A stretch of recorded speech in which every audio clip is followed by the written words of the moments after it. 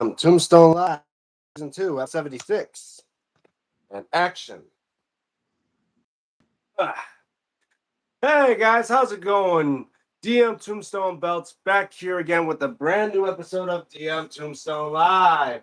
And I got my good old friend, Brother Kane. How you doing, Brother Kane?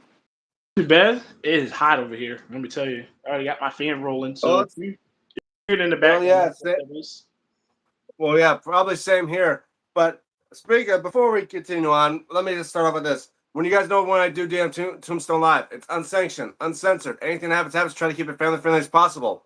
And if you are enjoying these live streams, make sure to hit the like button because I can see it right above Brother Kane right now. I see it. And of course, you don't. But anyway, and if you guys are new to my channel and want to know what I'm all about, especially with all the belts, and of course, my most recent belt, this brand new big gold that I got from Muhammad Belts. And I got to say, this thing is a beauty. I mean, when it came in the mail, the main plate was flat. I curved it myself, so now it looks much better. And two bolts of on this one was off. I had to cut into the back and put it back on. But yeah, Muhammad Adib, love you. How are you? I'm doing fine, Muhammad Adib. But anyway, guys, if you want to check out my main channel, remember, check out those videos, like, share, and subscribe if you haven't already, guys. I've reached 900. There we go. Congratulations. I finally, it keeps on going up and down, 900, then it goes back to 899. I'm like, what the hell? Yeah, it's those type of subscribers. I hate them. That's what I'm saying. I hate those type of people. But, guys, don't get me wrong. As long as I stay to 900, it means more to me than anything because I'm going to wait until I reach a little bit more over 900 just so I'm safe. I'm not putting it off.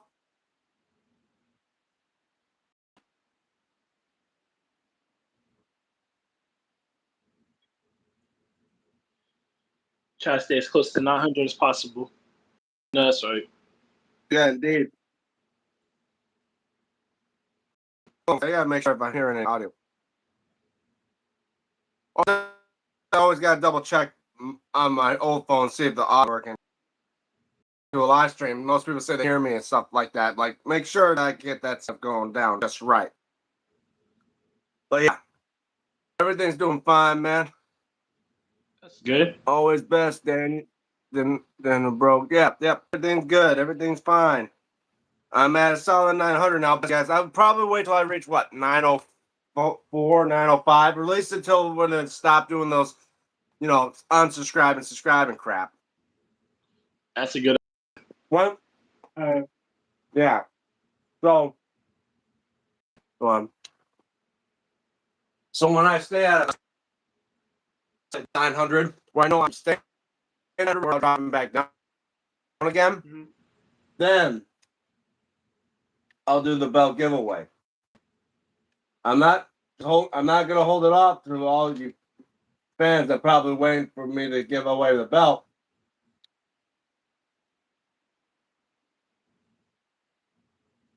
At DP.C. Hi, DP. Welcome all you guys to the live stream. Make sure you guys post your comments and stuff like that. I'm gonna let you know right now. I don't think we're gonna have Pez here today. He's got plans today, but he'll be tomorrow. Oh, okay. Yeah, right now I'm playing a bit of GTA Vice City. To fill in the time for GTA 6. All that stuff. Alan Morden 7789. Hi, how are you? I'm doing fine, man. And I gotta tell you, let's talk about the other day when I got this belt. I was thinking, I already got so many big golds. Got the Crumb Rind version from some. But this outdoes the WWE Shop replicas by because it's not like stamped in like the replicas are. These are etched in, and it feels a lot better than the replica. And plus, two, the plates are thicker. Other than the fact because it has the black leather backing, that's the only reason why I also have it. Because I could have gone the old croc backing, the red croc backing like it was before they retired it. But No, I'm gonna stick to the plain black backing like I was before. Good choice. But there's still one thing. I love it. It's beautiful. Just that one thing that I see most bell makers I get, they can't seem to get right when it comes to TV accuracy.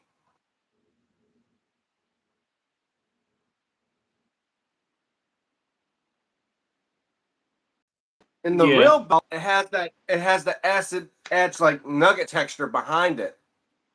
Like all the photos you see, they have like texture behind the wrestlers and the side plates, and the main plate, the crown, the a plain mirror like backing. It has like a nugget texture to it, and that's something that I see most bell makers I talk to don't do that. Well, hold on.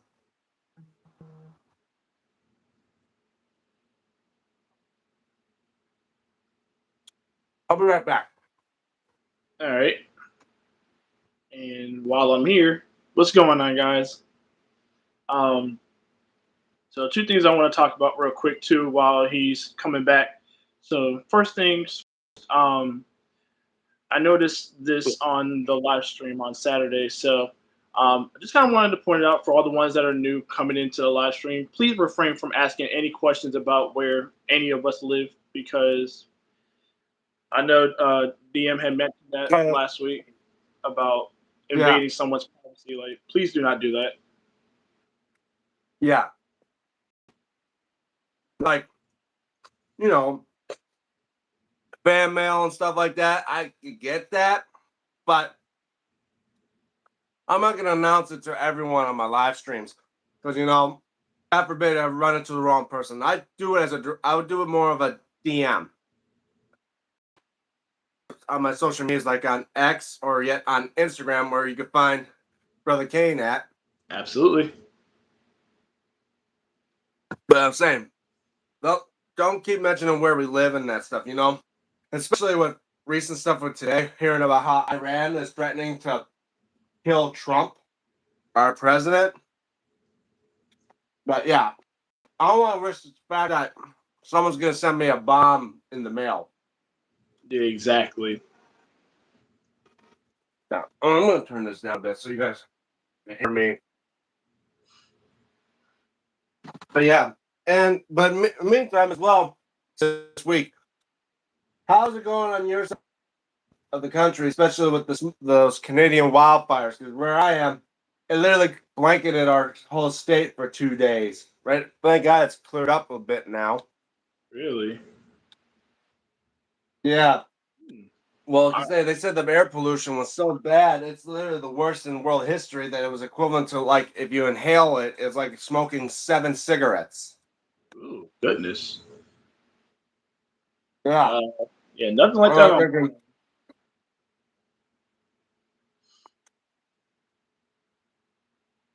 well, wait, I don't think, I say, like people from New York and then the East Coast side of the United States now are dealing with that shit.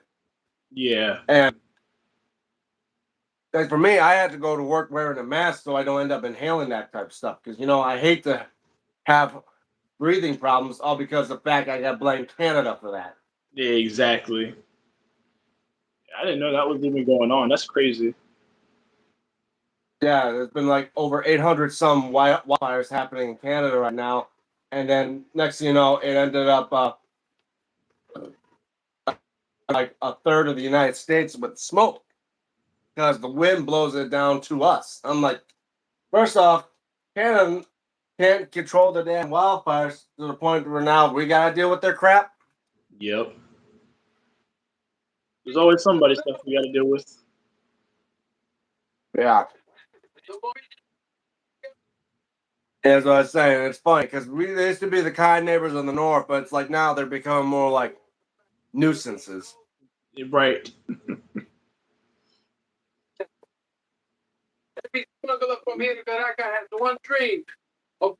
Always like to bring their garbage less, like Justin Bieber. Oh my god.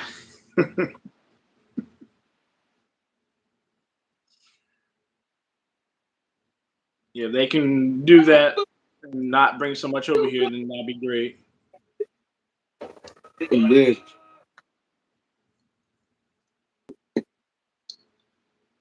What? Yeah. As well tonight on Peacock. And the main event being the tag team match, Cody Rhodes with the undisputed WWE champion CM Punk versus Gunther, Sami Zayn. And if Gunther and Sami win, they're added into the SummerSlam match in a four-way for the champ. Which I figured they were gonna do that at some point for sure. But I'm thinking, how do you want to see that outcome? Because realistically, I want Sami in for a shot at the title, but not Gunther. So if anything, but then again, people were begging, asking for 3 years for Cody versus Punk, 1-on-1, without any people added on. Which team are you supporting, Argentina or Spain? Oh, for the World Cup? Oh, I'm going for Spain. Well, I was saying, well, then again, Argentina is the reigning champions right now. They're trying to win back-to-back. Right. I mean, for me, I don't follow the World Cup. No, I'm not a big fan of the soccer and that, but if I got to go with anyone, after all, Argentina's looking to win back-to-back. Let's see what Spain's got against to go against the reigning champs. Yeah, it seems like Argentina's luck's been going pretty good in their favor too, at least with everyone they've been facing so far. Indeed. I mean, correct me if I'm wrong. It always seems like the second half they seem to manage to catch up some way, somehow. I know. Maybe someone should be investigating to see if they're taking any performance enhancers. They're in the halfway point. There's something that they're doing. Something like that at least. Like, all right, we need to investigate that. Like, how is he miraculously catching up?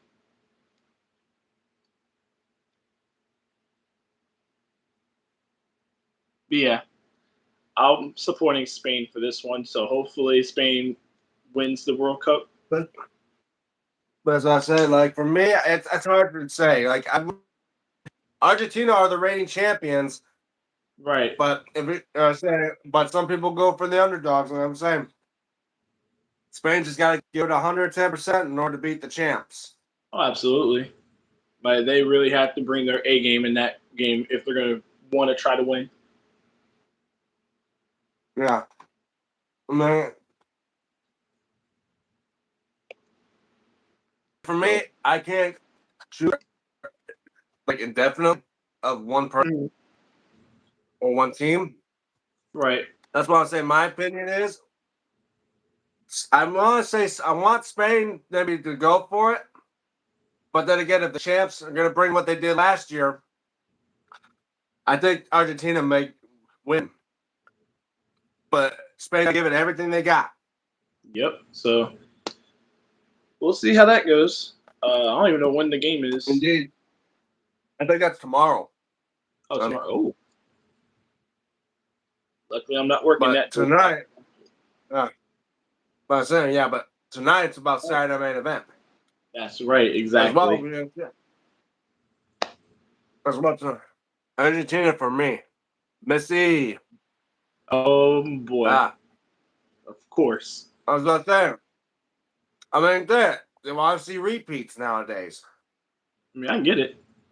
I mean, I'm not judging nobody on whoever they go for.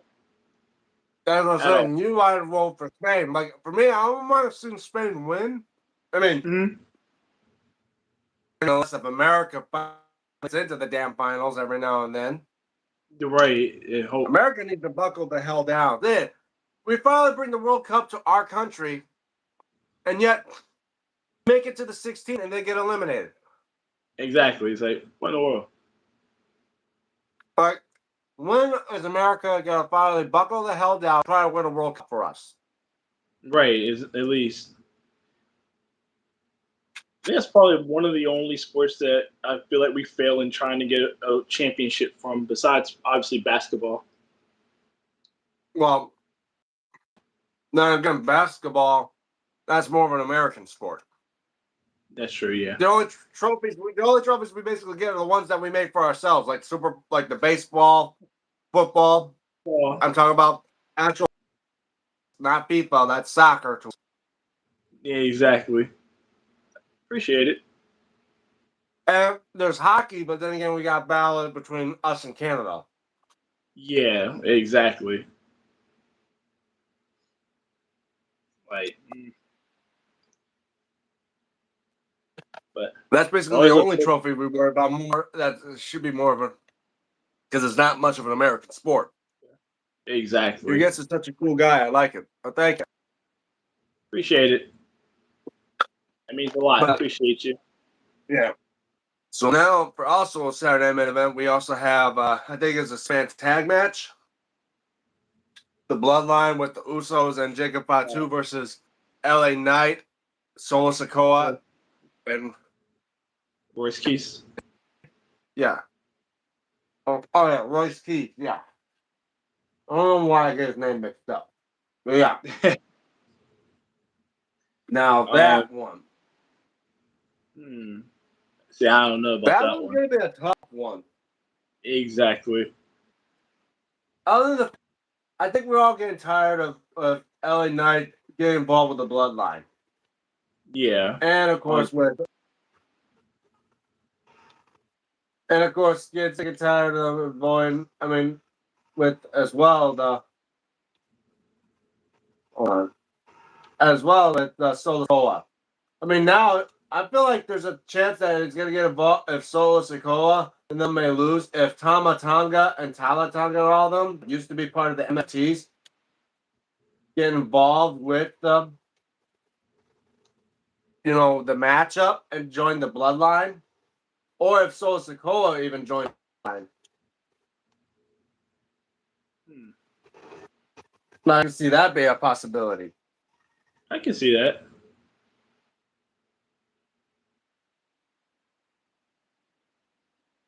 Apparently, Triple H hates LA Knight for some reason. Yeah, I still don't understand what that's about. Like LA Knight, the only thing LA Knight won so far was the North American. No, I don't know. He won the $1 million championship and the U.S. title. That's all he got. Exactly. No world But championship.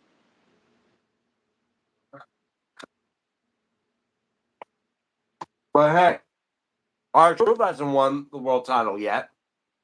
Not yet, but he is the Maybe one that half of the was tag team champions, though.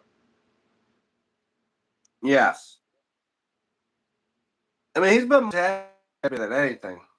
He's won the Oh, U.S. title. yep, the U.S. title. He's won. He's won the hardcore title when he was K Quick. Yep, Then became the 24/7 champion. yep. Tag team champions numerous times. Has he won the Intercontinental title? No, I don't think so. I mean, unless he was when he was K Quick back in the Attitude Era, I'm not sure. But I'm saying like there's a couple titles for him to win. When he finally wins the world, I'm thinking, man, finally he at least gets that one. Right. He did win the But NWA then World again, title. oh yeah, he did when he was in TNA. Exactly. The good old days. So he is a world champion, just not for the WWE. And two, Exactly. WWE probably won't count those. No, not Hold on. really. Gotcha. Yeah. Yeah, I definitely won't count that one.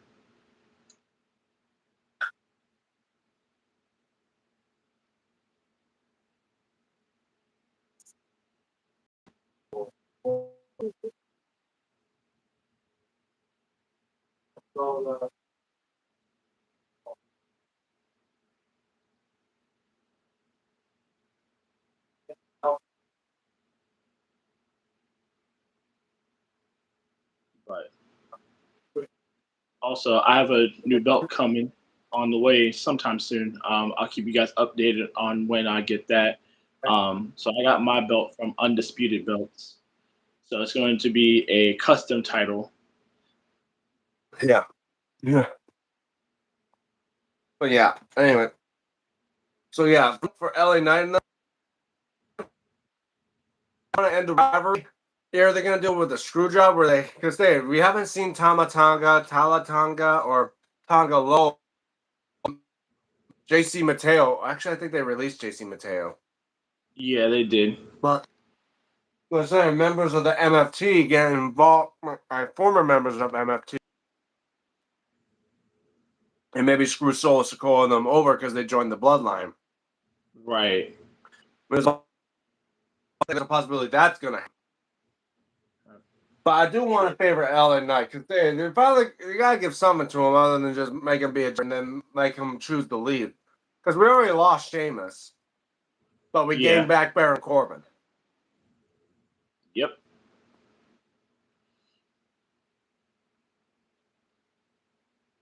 Now, Danhausen versus JD McDonough.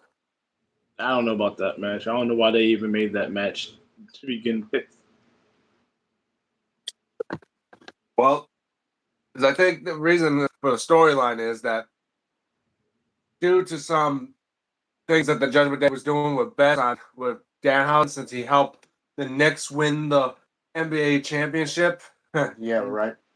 You're right, exactly. For uncursing them.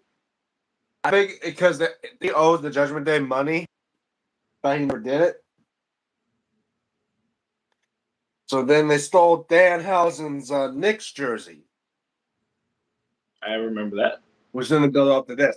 But I'm saying, right now, Danhausen is undefeated. So far, yep. And I don't think they're going to make him lose anytime soon because right now he's becoming a big hit for WWE right now. Why would they want to screw that up? Oh, no, not at all. And that's up with how they do. Yeah. Yeah. But if I had to guess who would win that match, it'd probably be Danhausen. Unless somehow the Judgment Day miraculously get involved in that match and somehow distract the referee. The only one that can deal with Judgment Day is the only ones that are going to get involved with is Dirty Dom. Because right now he's the only one that's going to go out with JD McDonough in a match. Correct.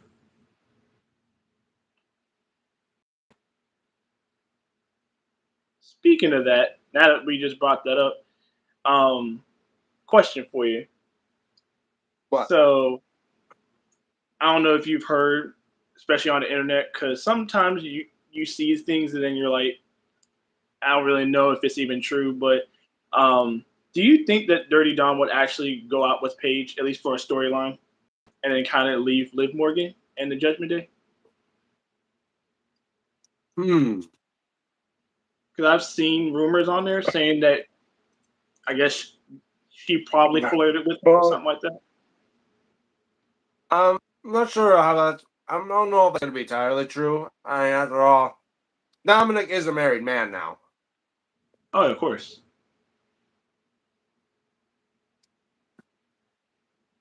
And two, I don't know if Paige wants to get into that type of stuff, being that type of thing, like dating different wrestlers and that, because we already saw what happened with Alberto Del Rio. Yeah. Yeah, don't remind me of that. I remember that.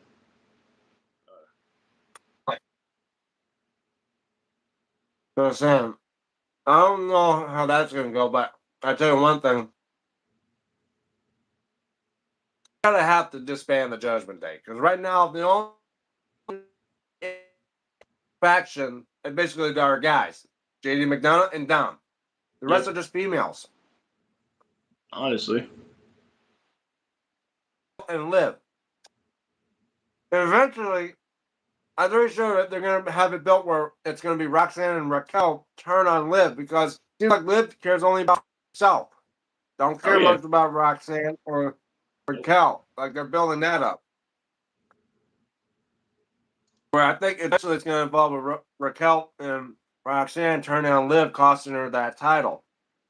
that's what I'm thinking. You think that Io Sky may take the title from her on SummerSlam, which I hope. Right, Because if she's not hopefully. going to defend the damn title, don't give the belt to her.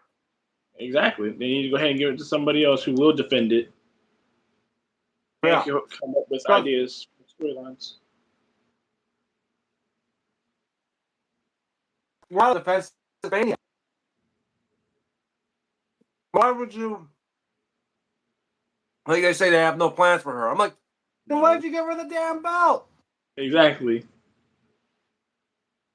But and why'd you put her in the Queen of the Ring, knowing that the winner was going to face her or Rhea? Thank you. Well, no. That was kind of dumb that they did that. Yeah.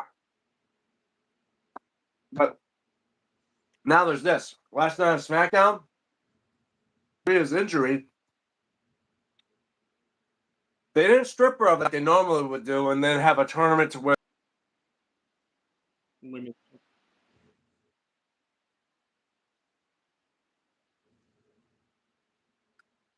Actually, no, I think Ring of Honor does it as well. Or no, in AEW. But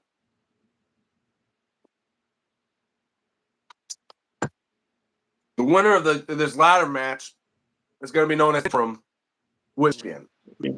Basically, Yep. just like TKO does, they have, if a champion can't defend the title, now they're going to have an interim who's back, and then they can unify and become undisputed champion. Which I'm thinking, like, you know, I get that because now you're mixed with TKO. I mean, not part of TKO, but UFC has that where if a champion is injured, he can't defend the title, he'll be out, and then they're going to have an interim champion until he comes back, and then they'll battle up for have an undisputed title. Right. Okay.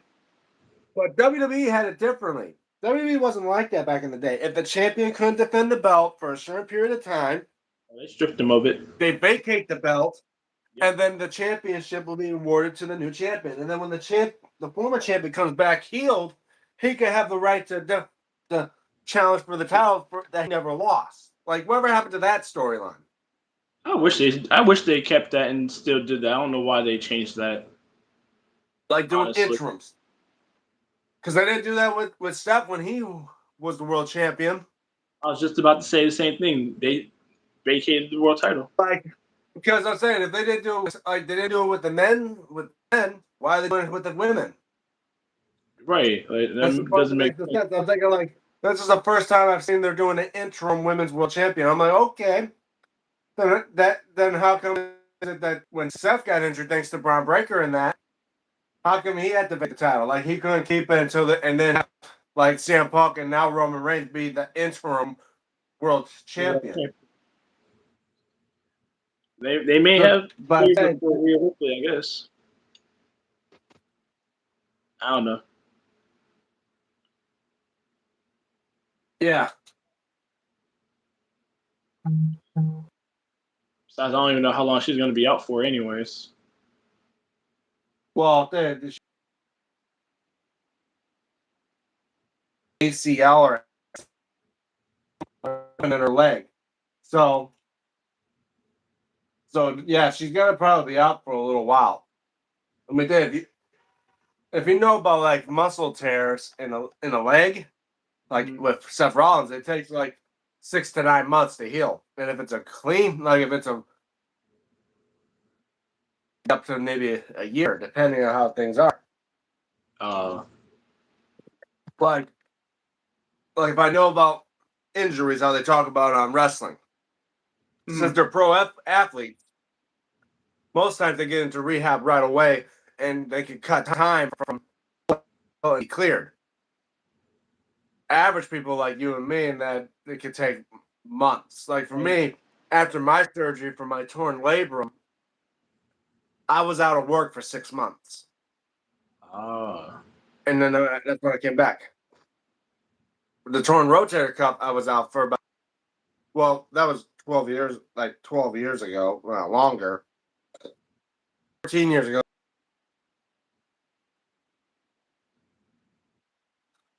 I was out for maybe about a couple weeks before they started removing the stitches, and then next, I was in rehab, and about within 6 months of that, I was back fully healed. As I was saying, like for muscles and that, you gotta let it heal first, and then that's when you start building up to go to rehab right away. It would take an average about 4 to 6 months or 6 to 9 months, depending on how much you do. Like I say, 6 to 9 months normally, if you just let it heal.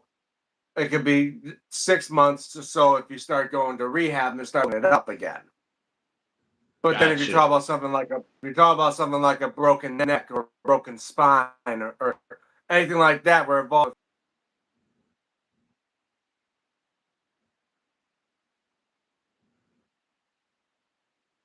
months to an entire year.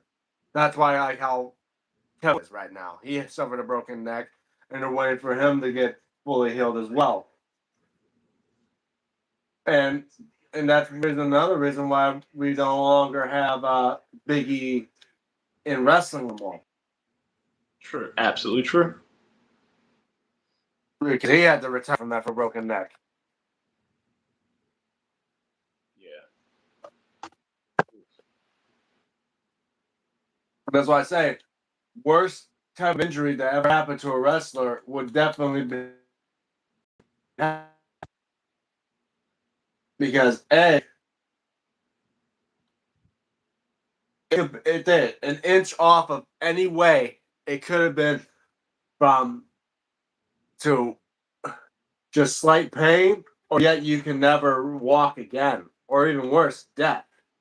Yep. Like you got those worst case scenarios, and it's like people understand like how people always want to say that wrestling's fake, and I'm like you forget some wrestlers had broken their freaking necks in the ring and never thought to ever wrestle again, and yet they come back and they're not 100% Yep. Exactly. ever again. And think about Kurt Angle. He broke his neck during like actual amateur wrestling in the Olympics. Yep. But he broke his neck 5 other times wrestling in the WWE. And to think, how is he still able to stand with let alone breaking his neck more than once? It's a miracle how he's able to do all that shit. Right. Because most people don't know how they can handle a broken neck.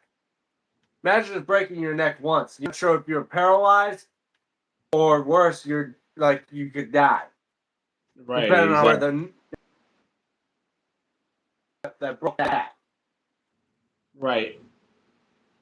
Because as I say, like, hey, there's like 7 type of vertebrae from your neck to your lower to your backs. Like I said, there's the I'm trying to think that's there's cerebral or something. I forget what they call like the C's, the L's, and the T's.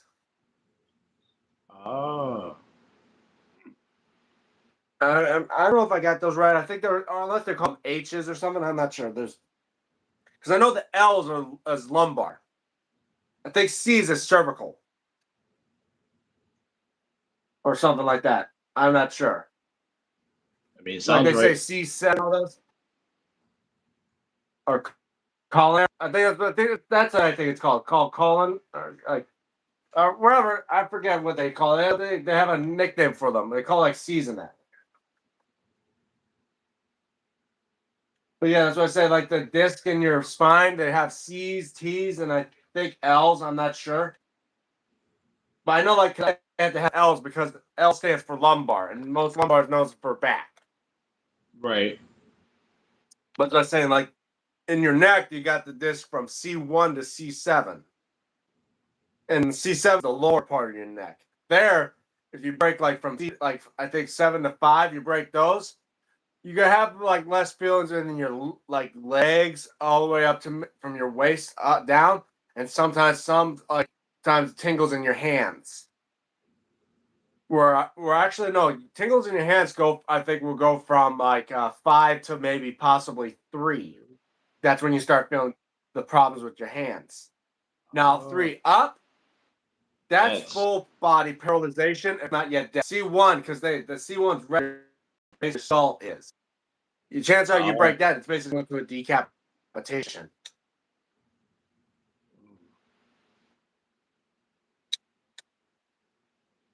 Oh God. Yeah, nah. Nope. That's what I'm saying. Like, yeah, like people don't like they get like I ain't no expert on medical jargon, and like I said, like I forget like what they like the type of vertebrae in your neck. But like I say, like people don't know, breaking your neck is not like you don't want that to happen, and like nobody wants to have any broken bones or any of that type of stuff. But it's like this, like as an equivalent phrase, shit happens. Yep.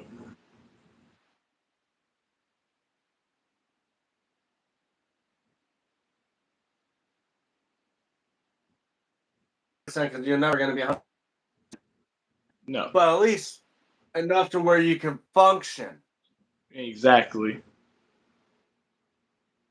As I said, like I torn like that. I'm surprised. I torn both the rotator cuff and the labrum, the 2 tendons in my shoulder. Mm. There's not other stuff that could be torn. It's again talk about full shoulder repair, and I mean shoulder replacement.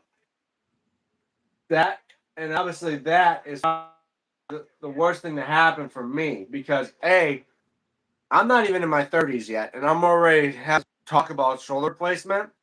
Mm. Most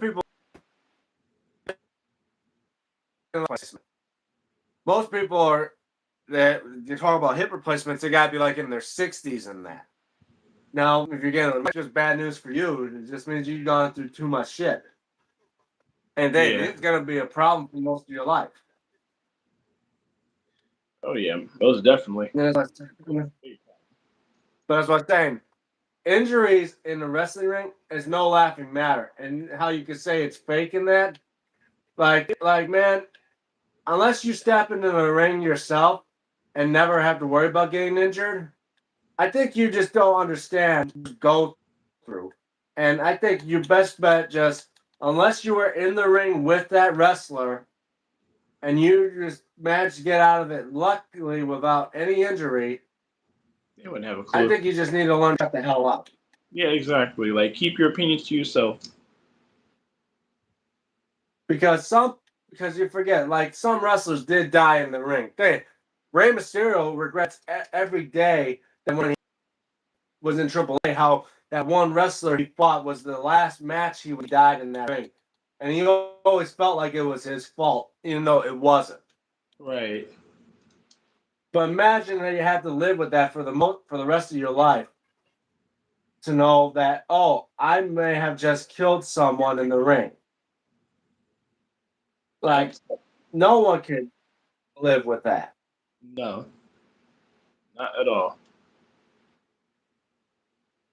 So again, like I say to people, when you think that wrestling fake, you gotta remember that people have died in that ring, if not yet hurt themselves to where they can't even walk straight, just because you got for your entertainment. Because you never see, because if they do, and you want to say all that shit, it's like, have you ever stepped in that ring? Have you ever fought someone in real life? Even real life fighters, they walk into the cage, they're never going to be the same again. Oh no, not at all. You're gonna end up bruised. Look what happened with Conor McGregor. I mean, look what happened with McGregor. Ago, he broke his leg in the octagon. Yep. And then what? Weeks ago, he tried, and just a week or so ago, he tried to make a comeback and probably blew out a tendon in his leg again. Hence why the match and everyone hated it. Like, oh man, this is stupid. Like, who watched this guy again? Like, did you guys just forget the fact that 5 years ago he broke his leg? Of course, he's not going to be the exact same as he was before. Exactly. I tell you, the guy's inching his way up to like what in his 40s and 50s. Yep. Like, you gotta remember, this guy ate like he was back in the day. Yep, exactly. They would Just never. mess that. But I tell people, when you do sports, you gotta remember, you're put online no matter what sport you're in or what activity you're doing. Mhm. Unless you're painting, then that's a whole different story. Or like if you're doing artwork and stuff like that, that's a whole different story. Yeah, of course.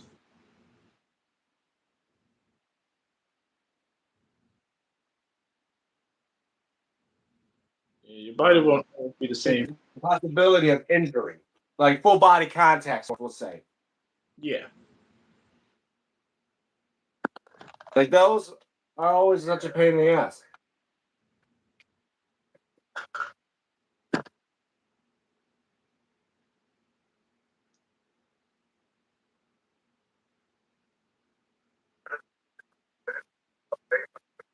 Yeah. Yeah, even after doing wrestling for so long, it's like your body won't always react the same.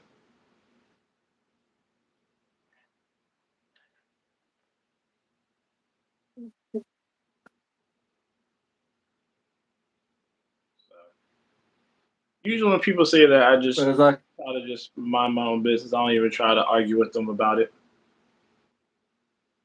well, they like as my good old buddy Stephen Hammer would say, do you movies? So hold on. All I right. check something real quick. They're like, do you watch movies? Do you watch TV shows? Like, do you know that's all fake? Exactly. Yep. I said, like, you forget those aren't real. I mean, some of the movies are based on real events, but the stuff that you're watching ain't real. Like the No. actor is not really killing somebody. They're Oh no, not at portraying all. a they're portraying a story. Hmm. Like they say, like books and all that stuff. Like that, some of it may be real or inspired by real stuff that happened, but then were you there to see it happen? No, then it's not real, is it? There you go. Exactly. Not the hell up. Basically, is that. Hmm. Exactly. Like my brother's wife always like to talk about how you watch wrestling when it's all fake and that. I'm like, Oh well, you no. watch Harry Potter. She's like I asked her, like, you're a fan of Harry Potter, you know wizardry, all that bullshit. Like, you know all that's fake, right? There ain't no kid with glasses with a scar on his head shaped like a lightning bolt saying like Audium Leviosa and that shit in real life, right? Exactly. Nope. Like that's all crap. Like there's nobody flying on a broomstick and like No. all that stuff is fake. That's into Exactly. wrestling, but at least with wrestling, it's it's live in person. You can actually see it happen. Mhm. Unless you're on watching it on TV. But then again, the people that are involved with that, they do this stuff and it's very real. There's nothing being hurt in the ring. Like if they actually like this, you're gonna tell me you could fake the hell Alexa Bliss did that with her arm? I mean, she's multi-jointed, so that's why she Yeah. could do that. But believe me, that shit hurt. That looked like it hurts. Yeah. It And looks believe like. me, I would hate to see my arm be like that. Absolutely. It's like And oh people, and they get bruises. They miss teeth. Mick yeah. had his ear chopped off in Germany one time when he was battling Vader because his head got caught in the ropes. Oh yeah, that's right. I remember that. But think of that. When he was doing that skit, not the only thing he worried about was missing an ear.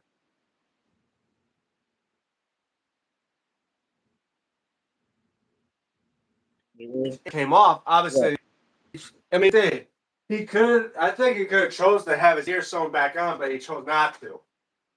Right. Which I'm sure he has his reasons not for doing that, which is perfectly fine. But I say because there's nothing wrong because there's no problem with it. Like, it's not gonna have no effect unless it has effect with hearing that. But then Yeah. again, anything else, perfectly fine. Exactly. There's no real damage that's affecting you, like you said. Yeah, that's what I say. That's why probably why they always say like he's missing half an ear. It's like not really. Like he still has an ear. It's just that it's not the same as like everybody else's. Exactly. But that thing because the fact was the ropes were tightened a bit too much. Reason why he couldn't get out of it, and that's why he ripped his ear off. But imagine it could have been worse. He could literally been actually if he didn't get the ropes off of him, he could have been choking. He could have been literally, you know, been choked. Like he would have been. He was basically hanging himself. Right. And like Because, nobody wants it. Like unless you're and they back in those days, the fans were like complete sick fucks. They want to see somebody like yeah, kill him and all that type of stuff. Like you guys are sick in the head. oh yeah. Those days, yeah, people were just so like that. Crazy people. Let me tell you.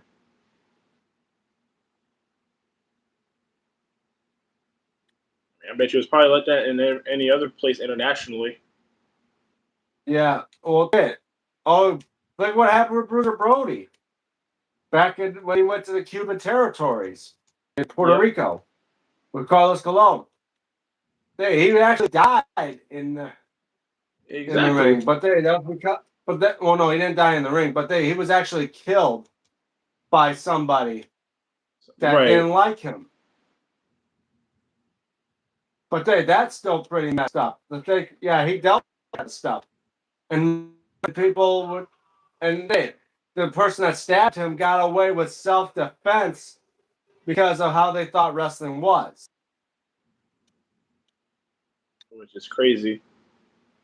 Because I'm thinking like they said it was a wrestling fan that stabbed him, or no, they thought it was like self. So it's like self-defense for what? That's all. It's Exactly. just a show. The guy got stabbed for real because the guy who stabbed him had a grudge against him because he tried to ruin his reputation. Back then, reputation meant everything to a wrestler. Like Oh if you yeah. see a wrestler, he's wants to be an undefeated, unkillable, unstoppable machine. But when you start seeing him lose a lot,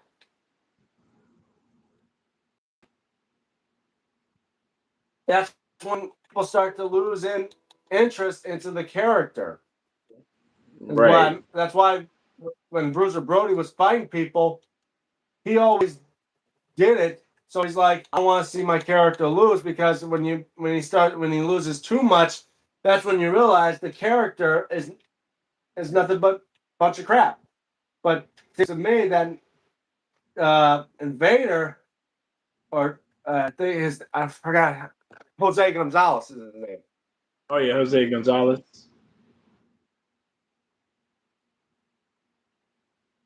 He didn't give a damn about Bruiser Brody. He wanted to create his own, like he wanted his fame and stardom be as big. And I think he had to deal with it with Bruiser Brody. And Bruiser Brody put him in his place and said, "Oh hell no, I'm gonna whip your ass." And apparently he busted him up so bad. Then he was just like, "One day I'm gonna kill this guy." And whoever thought that day would have came. And as I say, it sucks the fact that had to happen and think nobody did a damn thing because they thought it was like self-defense. Right, which is crazy that, like I said, he even got away with that. If you do that nowadays, you're not getting away with that. Well, no, look what happened with Sunny. She shouldn't even have been driving, and yet she killed a 7-year-old man while driving. What was that? Now she could be Sunny, the diva, the most downloaded diva in the world back in the 90s. I want to worry about who she is. I know who she is. I'm talking about like when did that happen? Oh, I think it was like back in 2020 or so, around that time. Wow. Ooh. I forget. It was on the dark side of the ring. Of course. That's how I know that. Gotcha. She must. I'm wondering if she must have just been speeding and probably didn't Well, realize. in the wheel in the first place. She didn't even have a license because she had so many DUIs and that they banned her for having a license. Oh. Mm-hmm.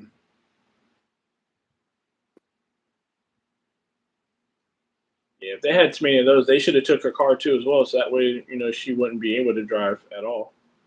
Besides just revoking her license or taking it, that's one thing. But still, could have took the car too, if that was the case.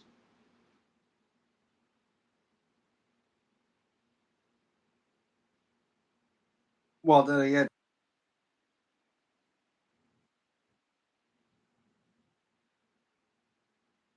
Right.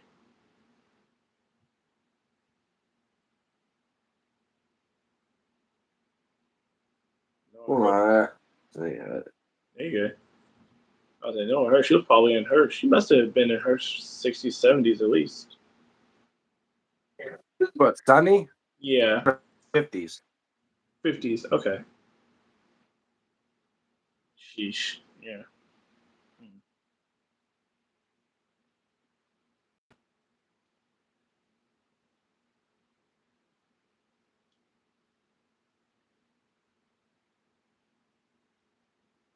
I mean, if she's still alive, then, like you said before, that's something she's gonna have to live with herself too, as well, because she shouldn't have been driving to Yeah, she begin. basically got to deal with that for the rest of her life. Literally.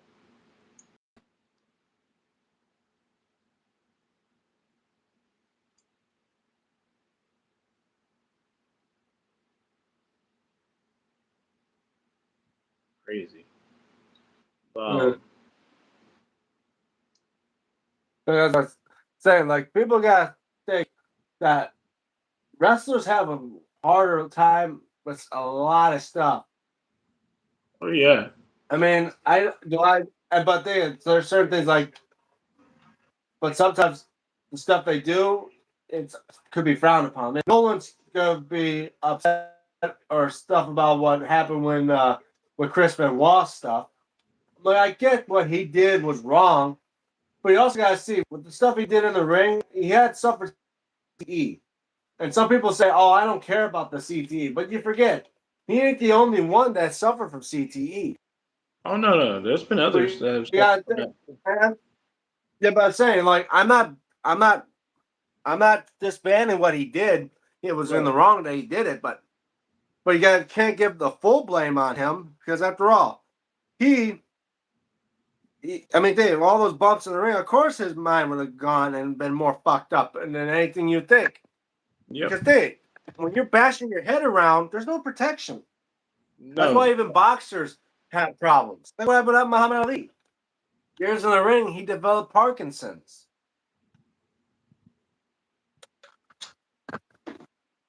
And that would eventually killed him. But yeah. Oh, hey, Iran, what's up? What's Yeah, going on, Brother Kane, Iran? we got Iran in the house. What's going on, buddy? I was saying, if you guys saw SmackDown last night, obviously we've seen that. Obviously, I'm waiting for them. I don't think they're gonna have Gunther added into the matchup at SummerSlam because I think they're gonna build it up to have Nick Aldis versus Gunther at SummerSlam for what happened. I hope That's so. what I'm saying. As I said, Nick Aldis is gonna cost him the match or something because because why would Gunther attack Nick Aldis if it's not gonna build up to anything? Because you Yeah, just exactly. realized like how that, you would have fired Gunther on the spot. And did. You can't just attack general managers and people on the spot. Right. It's like you Just going to because, your job and literally and bitch smacking your boss. I think some bosses deserve it. even though some deserve it, yeah, you can't do that still. Because then, yeah, you'll get fired, and then that looks bad on your resume And too. probably arrested. Well, Oh yeah. you can't just go around smacking up people, even if they deserve it. I mean, Because you back in realize, Attitude, you get away with that, obviously. because you forget, in this today world, like country, slapping people up, you realize that's assault. Yep, it sure is. Absolutely. And as I was saying, and yet, as I said, many times I have bosses that will literally, think deserve to get beat down. But I realize I can't do it because have me not only I'll be fired, I'll be like it was worth the slap. But then again, I'm like, man, I don't want to get involved with charges and get arrested and stuff like that. You know, it's like to see how Finn Balor is looking hope. Wait, how Finn Balor is looking hope they consist. I agree. Maybe there's a chance that we get Finn Balor back in the world title picture. I'm not yet. Yeah, hopefully. Say he is a former Intercontinental Champion, but chances are I mean, I don't know if he's won the U.S. title. I don't think so. I mean, maybe I know. I think he did at least once. I think he's won the U.S. title once. I mean, don't quote. I mean, I'm pretty sure Finn Balor. I mean, Iran would know it. And I mean, you don't know. Okay. Because I thought he did at least one time. He has won the United States Championship. Yeah, he's saying he did. That's what I'm saying, man. Oh, okay. Oh yeah, I was saying okay. He did win the. Okay, I didn't know that. At least if I didn't know that, I probably just forgot.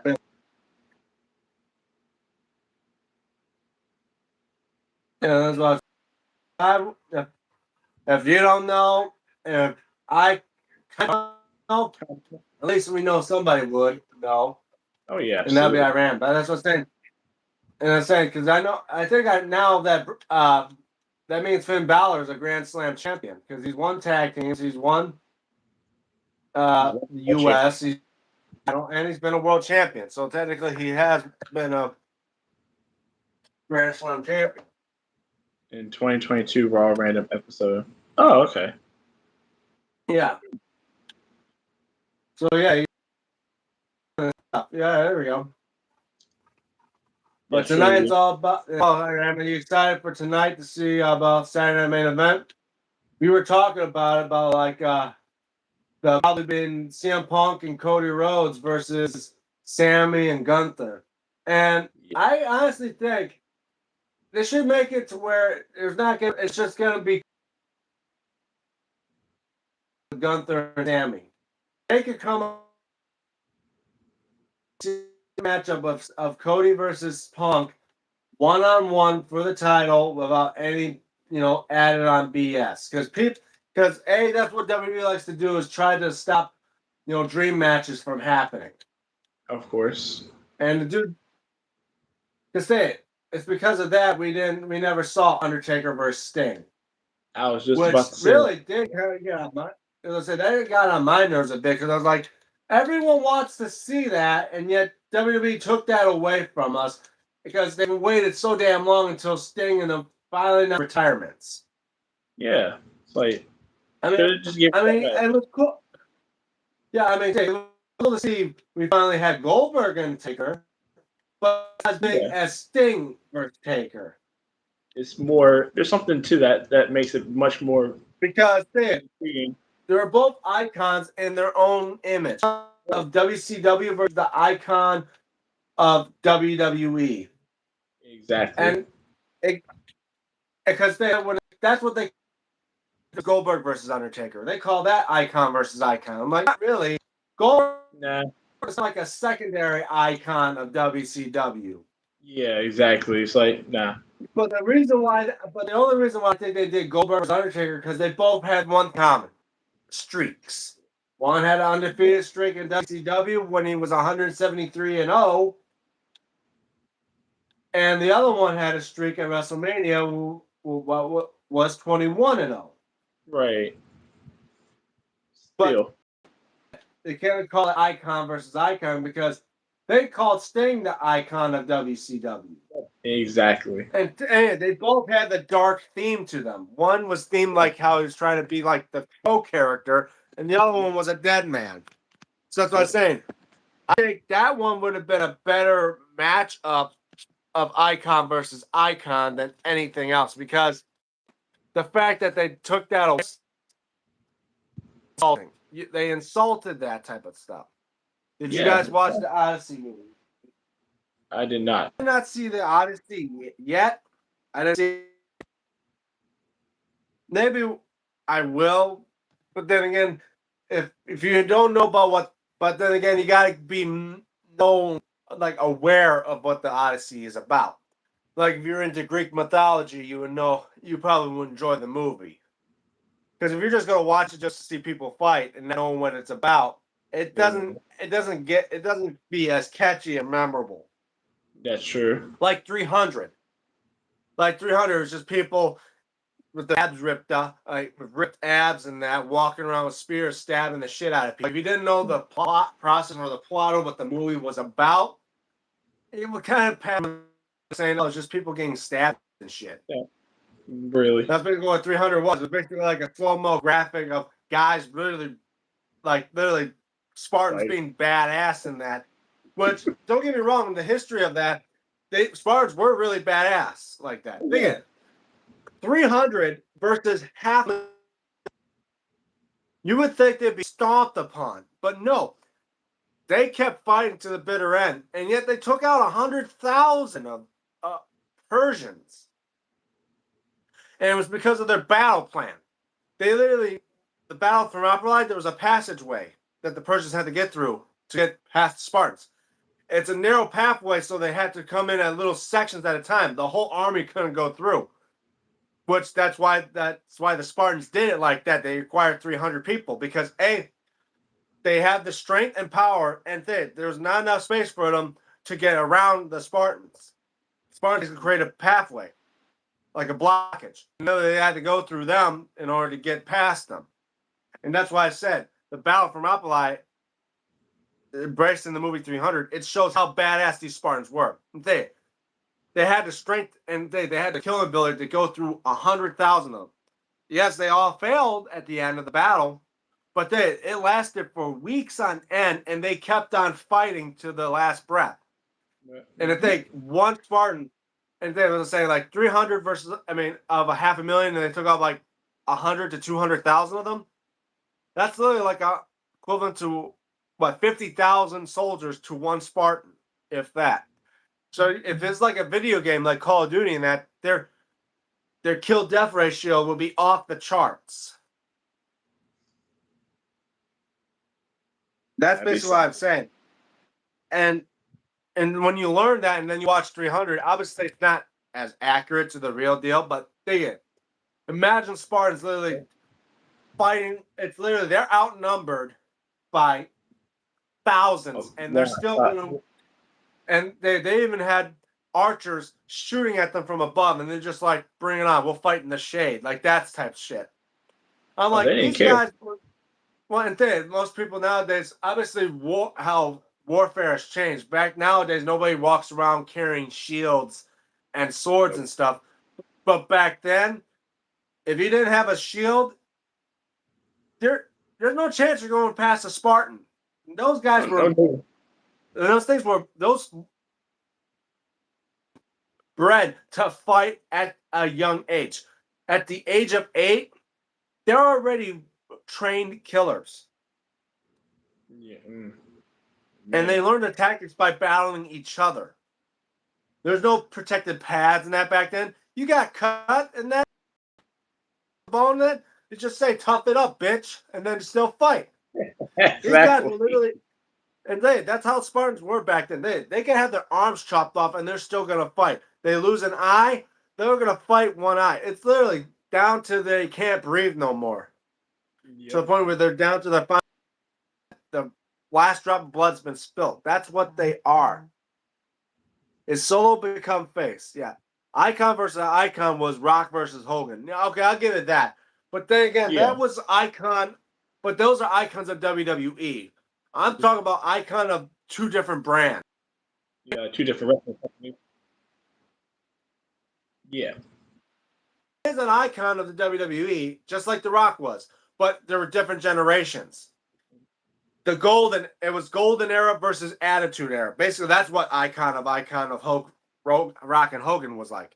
It was basically the battle of the golden era, or the icon of the golden era of WWE versus the icon of the attitude. Yep. Then it happened again with Once in a Lifetime when you had the icon of the attitude era versus the icon of the ruthless aggression era, Rock versus Cena. Yep. Which now if we get Rock versus Roman, it's attitude era is the Triple H era or the TKO era or whatever era they're calling it now. Because it's always a new fucking era every month. Exactly. Oh, it always I'm seems to saying, be. they're saying like the eras in WWE now are coming and going as quickly as than it was years ago. Then the golden era, from the 80s to the 90s, that was a decade-long era. Yep. Then the new generation came out from the 90s all the way to possibly 96 to 97. Because I think it was 95. Oh. Around that time, that's when say 5 to 6 year of the new generation. Oh, yeah. Then came the Attitude Era. Yeah. From 96 to possibly 2002, we'll say.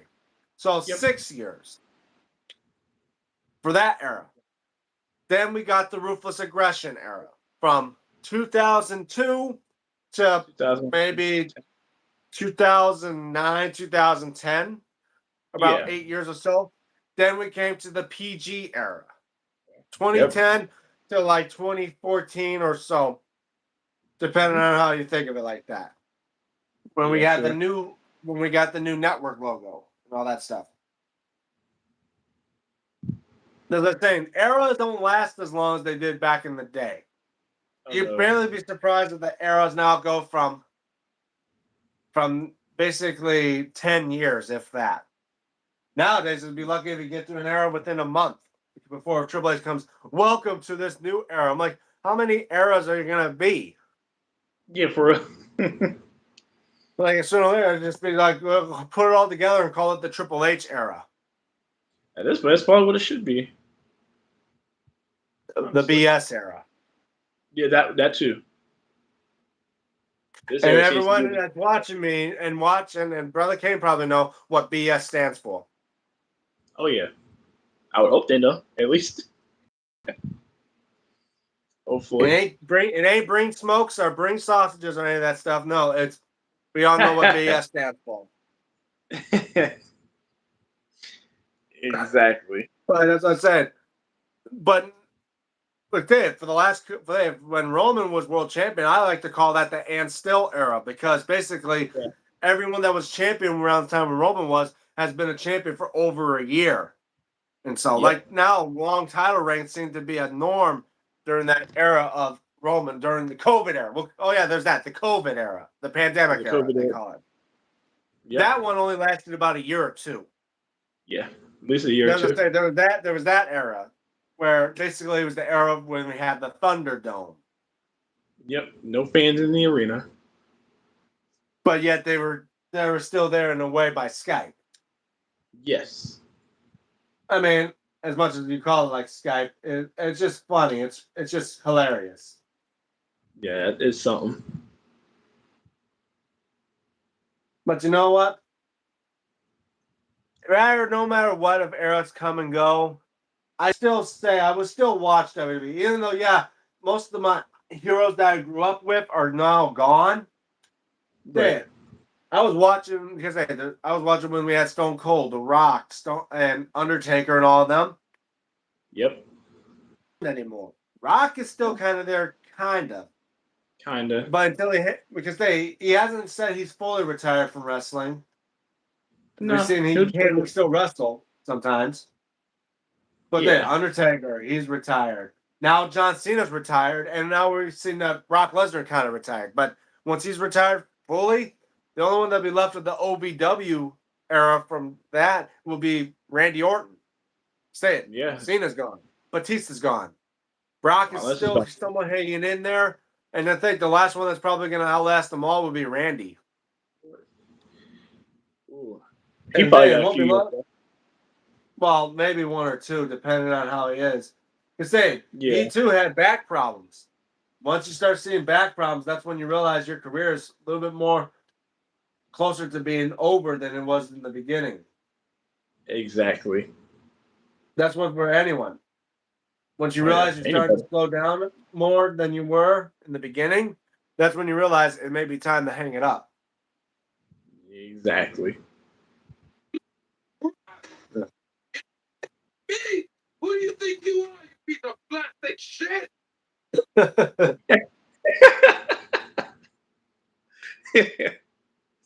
What are you watching? Oh, I'm playing on GTA Vice City. Oh, that's right. I forgot you. You said you were playing that. Yeah, this character named Diaz, played by Luis. I forgot the guy's name. I think his name's Luis something. That one comedian guy, or so. But Oh, I know you're talking about. yeah, he did like a drop of mic with Fluffy. Let's Oh call it man. away. He's now in those FanDuel commercials.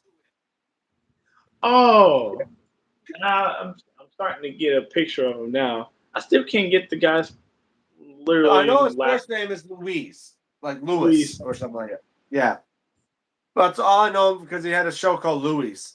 But yeah, that guy, he's in here. I'm like thinking he can like he's trying to get a VCR to work. He can't eject it, so he grabs a gun and just shoots the damn thing. And he's like, "What am I supposed to do?" And the guy's like, "It's probably not plugged in." What?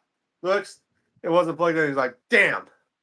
Oh well, I can buy another one." I'm like, man, that's like some angry grandpa type stuff. If you don't know how angry Honestly, grandpa, literally, you just try to see if the damn thing's working. If it don't work, you break it. Then you realize, oh, it was just unplugged or something simple. Then you just get pissed off at yourself. Like, I can't believe I just did that. That's like angry grandpa type shit. oh yeah, Or most it's like certainly. someone smashes the TV when they can't turn it on. It's like it's been unplugged. Ah, damn it! Like that type of stuff. Damn. Like, turn on, you piece of shit! Pulls out a gun. Be like, what are you doing? Don't work. If not, probably not plugged in. What? Looks not even plugged in. But next thing you know, I get more mixed up. Like, son of a bitch! Why didn't you tell me it wasn't plugged in? I was supposed to know. I don't live here. Damn. It's just hilarious. Those things always crack me up to see. But like I say, like it's cool as well. We see dream matches that it could happen in WWE. It's just that when we don't have the ones that we've been asking for ages not happen, and then just be a thought like if only it would happen. It just makes you It's not. wonder, man, why didn't we ever do that? Like a Bob Yeah. Backlund versus or Oh, Bruno that Sammartino versus Hogan. that'd have been a great I match. mean, Pez was here, he'd probably say, yeah, I wish that wouldn't have happened. Like Andre the Giant versus Paul White, the Big Show. Ooh. See, that would have been a Like, great match. let's say the Battle of Giants, or Great Khali versus Andre the Giant. Wait, who did Big Show Great, face in that? I think it was like I'm not even saying a Samoa match, but I think you might get the sumo idea of match, what. Yeah, the sumo match. Who was it that he fought in that match? Akibono. That's what it was. Akibono. It Okay. was the sumo match at WrestleMania 21. Okay. Yeah, Got it. but I'm saying like those type of dream matches. Like imagine, I mean, like you would say, we see Conor McGregor enter WWE, see him face, I don't know, that's like Roman Reigns in a match. They're gonna probably let Roman win that one. Well, yeah, for Conor talking that much shit, and I don't think he You're deserves to get right. his, I think he deserves to get his ass kicked. But Oh yeah. I show speed versus Logan Paul in a wrestling match at Oh, WrestleMania. that'd be a good Like match. YouTuber versus YouTuber. Or even better Yeah. yet, and the special guest referee, Mr. Beast. I mean, why not? You have YouTube, big YouTube system. You're not wrong I at mean, all. That would be a perfect match. yeah. But saying like as well, like any thoughts of a dream match that never happened, but you wanted wish it would have happened. But now it's I too late would. for it. Because we did have dream matches like Shawn Michaels versus Hogan, Rock versus Hogan, Stone Cold versus Kevin Owens. Like we had those type of dream matches. Like another one that's been on the WWE game. Punk versus Bret Hart or Punk versus Austin. Oh But now yes. those are out the let's say because now anything with anyone versus Bret Hart is out the question because Bret Hart's fully Yeah. retired now due to his strokes and that. Yeah. But if he was still able in his prime, I wouldn't mind seeing Bret Hart maybe taking on John Cena. Okay. I mean, it could be like I said, they're both baby faces in their generation. The best there is, the best there was, and the best there ever will be against the greatest of all time, 17-time world champion. John Cena. Yeah, as I was saying, both of them are good friends, and I wouldn't mind seeing both of them battle it out. Oh yeah, not at all. Or how about another father versus son, Dusty? That would have been a good match. I wish that would have happened. I mean, because we only had 2 matches in wrestling in WWE that involve a father versus son: Shane versus Vince, of course, and Ray versus Dom. Yep. Those are the only 2 father and sons. If it was a possibility of a dream match, we could have had the American Dream, Dusty Rhodes versus the American Nightmare, my son Cody. Oh, that would have been good. I mean, literally, it'd be Dream versus Nightmare. Wow. I mean, it fit perfectly. It does. It fits perfectly, literally. Because we've seen brother versus brother a lot with Matt versus Jeff and Jay versus Jimmy. Yep. But I think when it comes to the Usos, should do a triple. I'd say another good one, a dream one of a triple threat match between all 3 brothers: Jimmy versus Jay versus Solo. Since they're all 3 brothers. Right. That is true. It'll be the first time to have brother versus brother versus brother. Or even a better dream match, all the Von Erich brothers battle each other. The ones that were wrestling. I'm saying like a 6-man fight between Kevin, Kerry, David, Mike, and all those others against each other. Which Von Erich was the best? And of course, the special guest referee being their father, Fritz. Of course. Unless Fritz wants to join that fight, then it'd be kind of be the first one eliminated because all his sons would be the ones going after him first. Oh, you already know it. He'd be the first one eliminated. That's what I'm saying, like all those type of dream matches. Wow, we're going on for an hour 18, but I'd say, like, how about this one? A dream match of a making. The star, like to say, an icon of 3 brands going at each other in a triple threat match at WrestleMania. The icon of WWE versus an icon of WCW versus an icon of ECW. It doesn't need to be for a title. It's just the fact of which brand had a better icon, and which one would win on top if they ever face each other. So let's say the icon of ECW. We'll go with Sabu. Okay. Sabu. The icon of WCW. We'll go with Sting. Okay. And the icon of WWE, I'd say for our generation, for mine, I would probably say John Cena. John Cena. So John Cena versus Sting versus Sabu. Triple threat match. And for superiority, the brand superior. No extreme rules, no weapons, none of that? Well, it's triple threat match, so basically there is no disqualification or count out. So they can use weapons if they want to. It's a triple threat match. Gotcha. Doesn't matter if it's extreme or not, because this triple threat match means anything goes, except for pinfalls and submissions have to happen in the ring. Gotcha. So at that point, I'm thinking between them and Cena, Sabu, and Sting, that would be a tough one because Sabu Sabu would bring in the barbed wire mostly. Sting will have that bat of his, and Cena will just try to play fair as much as possible. But then again, he has that endurance. Exactly. And he's going to have to take a lot to put him down. But I'm saying, for him to go up against icons like Sting and Sabu, it's going to be a struggle. Oh, yeah. Nothing's easy. So I couldn't tell you who'd win that one. That's a tough one. For me, I think they would mostly favor Cena. But I could think Sting coming out of nowhere on top. Yeah. I mean, Sabu will give it its run, but I feel like He dealing probably with wouldn't win someone that. like I say, unless he's got to go extreme, he may have a slight advantage. But when it comes to endurance and that, Cena's going to be hard to take down. Oh yeah, absolutely. So yeah, it'd be between Cena and Sting. So Yeah, if I had to choose, I probably would choose Cena. yeah, and that's why I'm thinking of the top icons of those generations and those brands. But if we're talking about for a certain of the certain decades that they were around, like let's say from the '90s, okay, if we're gonna go for those like stars of those three generations, we're gonna do a dream match for triple threat. Exact same idea. How about Rob Van Dam, Rob Van Dam. Okay. Eddie Guerrero, Eddie Guerrero.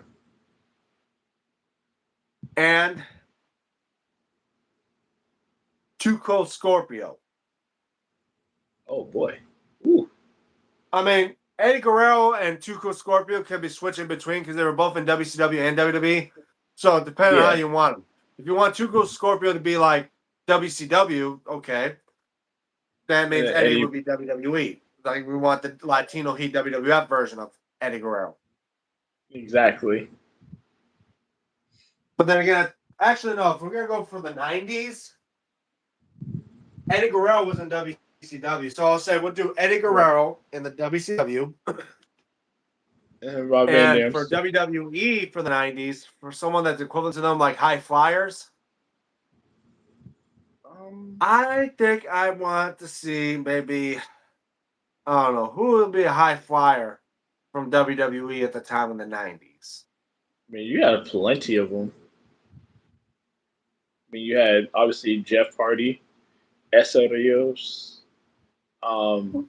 Theirs were like the late '90s and Oh, 2000s. you talking about early '90s? Well, actually, no. If we're gonna go late '90s, yeah, we could do that. Okay, Jeff Hardy, we'll say Jeff Okay. Hardy versus Eddie Guerrero from WCW era Okay. versus Rob Van Dam of ECW. So literally, we got the two frogs with the swanton. Yeah. Now, depending on how we want this match to be, Mhm. if it's just normal triple threat, that's going to be a tough one because all of them want to go flying high. Now, Yep. if we favor it as a ladder, and if it's for a title, like say if it's a ladder match, it'd be favoring mostly Jeff Hardy. Ready? Now, if we talk about Extreme Rules match, I think it favors Yeah. more Rob Van Dam. But then again, triple threat match, no disqualification, no countouts. He can use weapons if he wants to. But I'm saying when we see battle between Eddie and because we've seen Eddie Guerrero versus Rob Van Dam numerous times, the battle of the who has Yeah. the better frog splash. I think Yep. many times, unless Eddie cheats, but then again, there's no such reason for him to cheat anyway in triple threat. The only thing you gotta do is just get a pinfall or submission. So That's it. basically, him cheating would be out the plan, throwing his cheat rules out the window.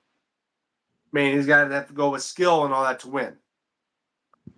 Now, Rob Van Dam, he'll do anything he can. And saying, if I have to pick anything, I think I may want to favor Jeff Hardy, just because the fact he could go extreme to match up with Rob Van Dam. Yep. Because I we would did see Jeff Hardy do a lot of extreme stuff. a lot of extreme stuff, and he's still And wrestling. and he's still wrestling. He's still doing stuff as much as he can, and he's still in his prime. I think he could definitely have a battle against Rob Van Dam. But when you add Oh yeah. Eddie to the mix, now Jeff It's with Eddie, that one may be more favorite to Eddie Guerrero. That's what I'm right. saying.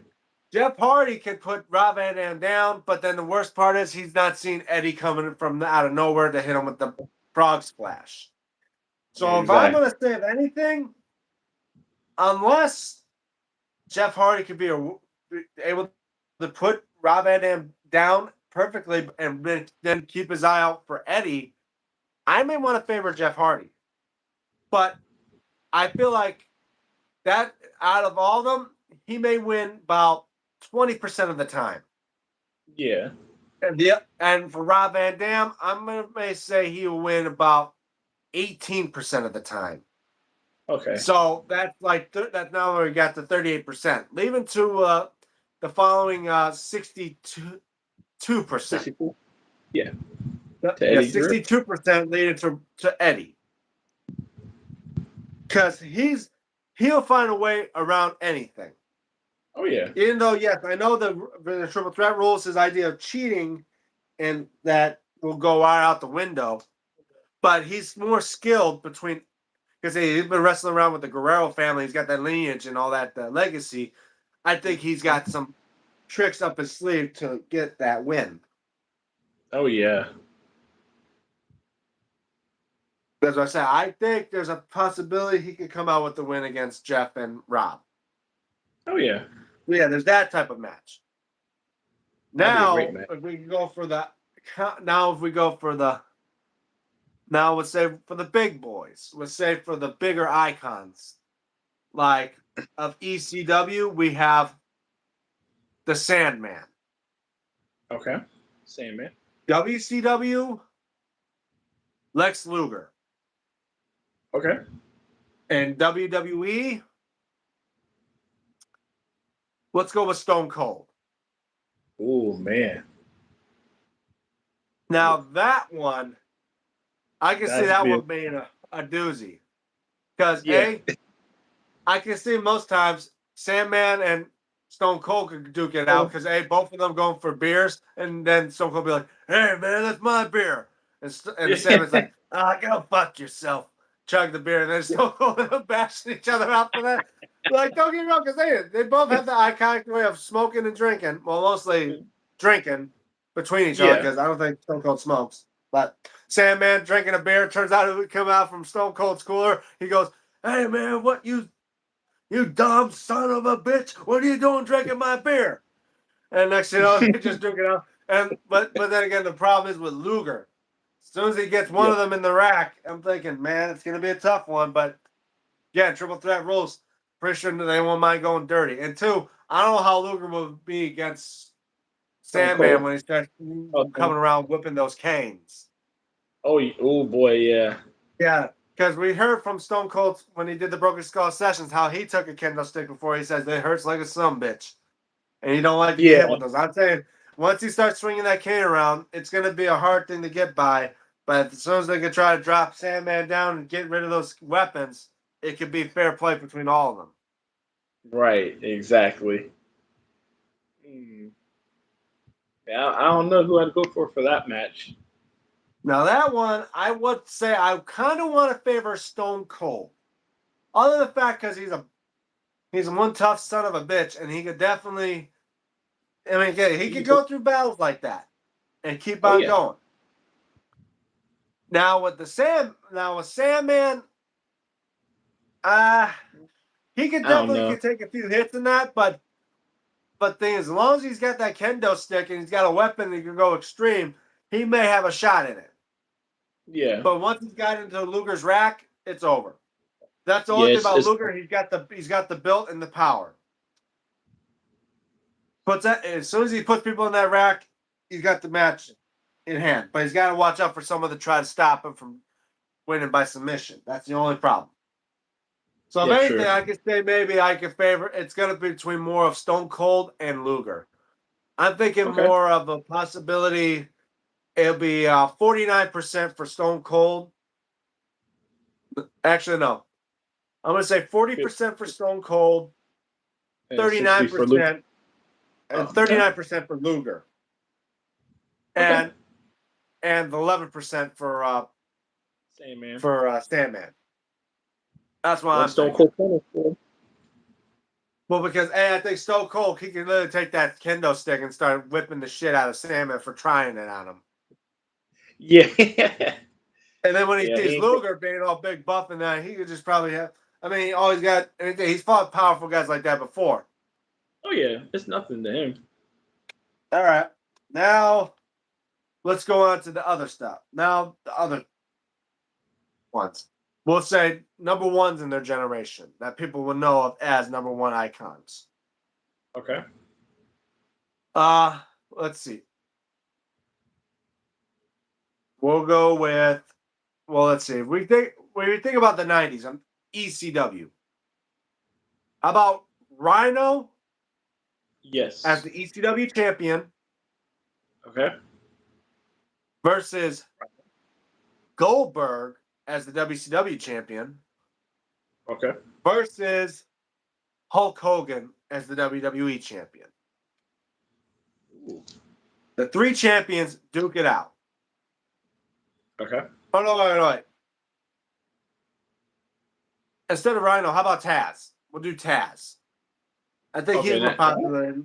I think he was more of the icon of ECW at that time too. We'll go with Yeah. Taz as the ECW champion, Goldberg as the WCW champion, and Hulk Hogan as the WWE champion at that time. Okay. Now those three going at it. None of their talent on the line. It's just that which champion is more superior.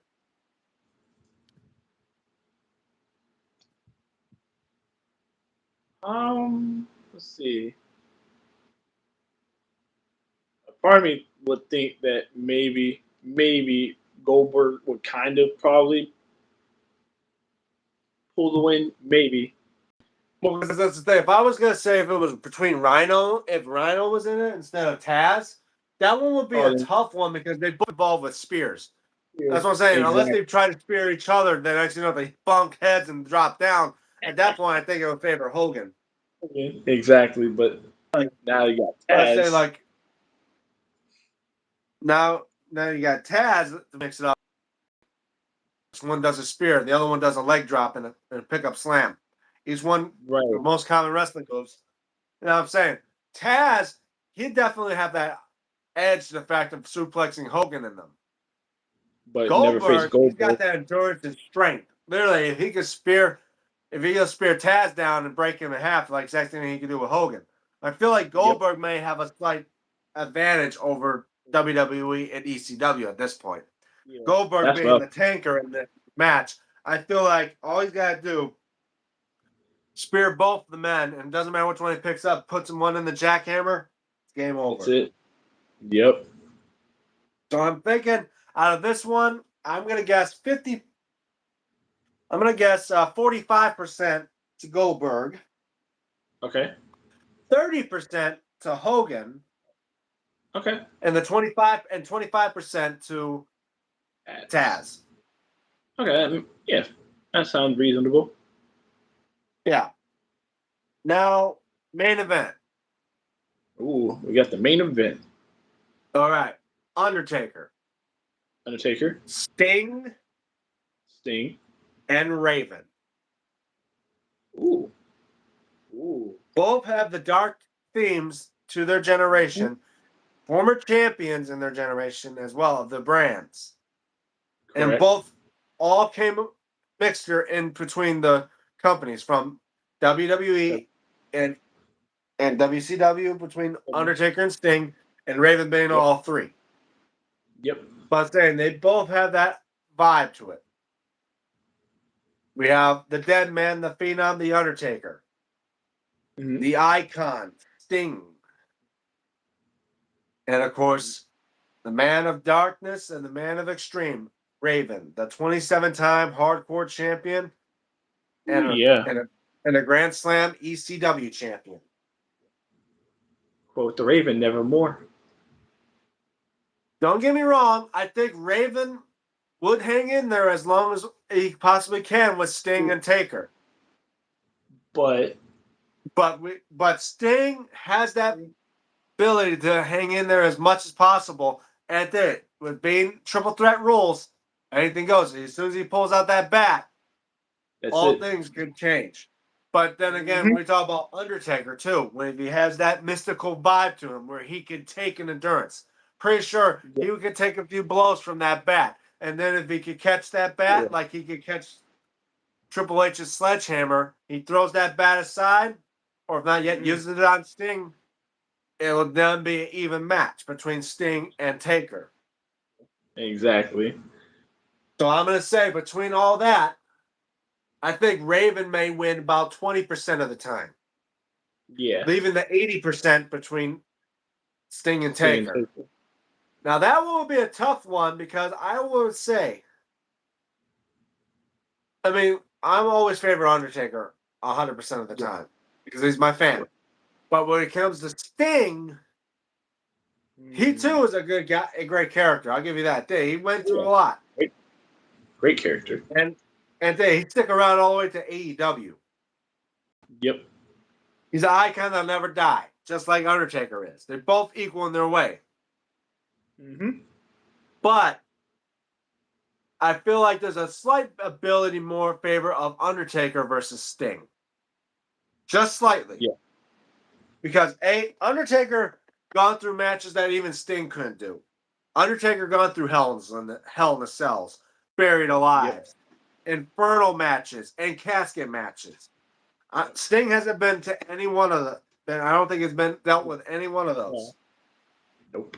As about saying, Undertaker's got more strength and endurance and build up more of say conditions to battle through hell, unlike Sting would. So I think he's got more of a toughness to where he could take a stinger and come back from nothing. To where it requires a choke slam and a tombstone, or even the Hell's Gate submission hold. Yep. I think he would put Sting's lights out. So I would give Undertaker, I'd say 42% over Sting's 38.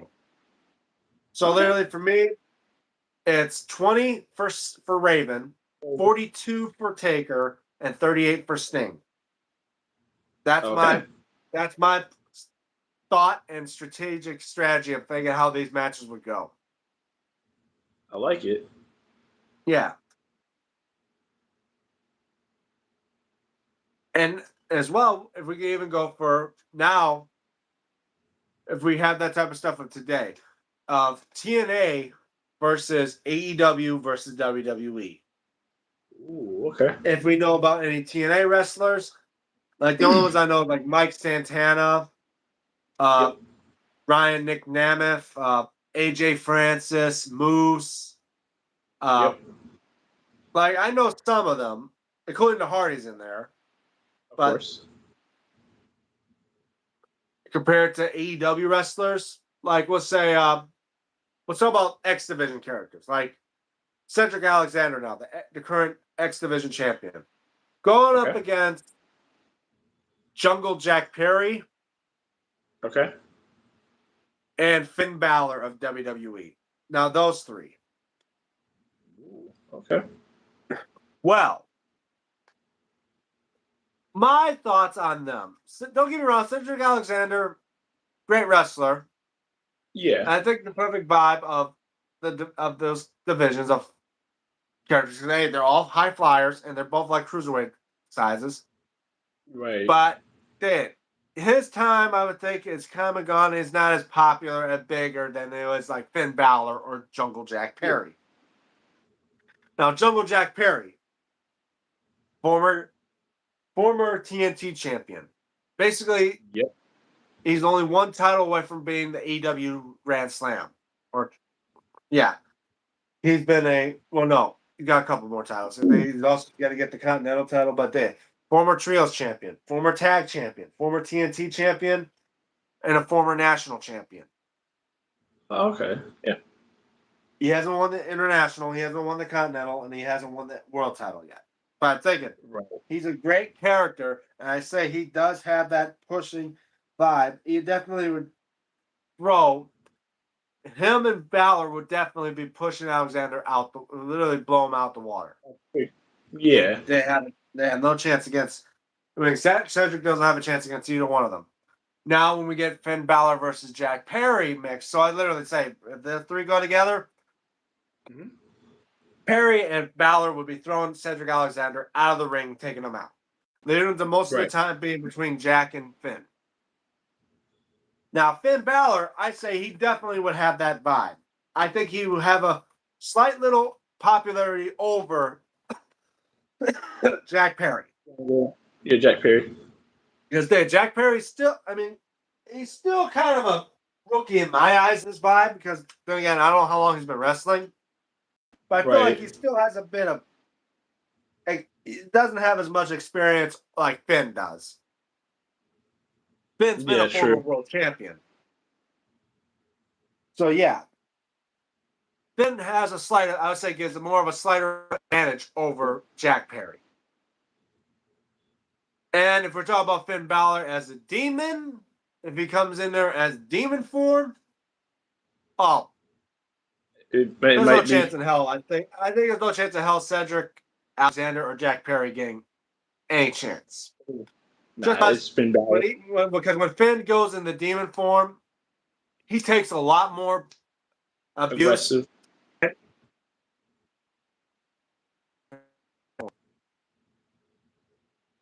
But I say if Finn doesn't do that, it's going to be more of a tighter fight between him and Jack Perry. Okay. So Cedric Alexander, I'm going to give him a slight chance of him sneak. The only reason I'm going to say this, I'm giving him 5%. Okay. Just because he may sneak a win out. Because he may sneak a win in.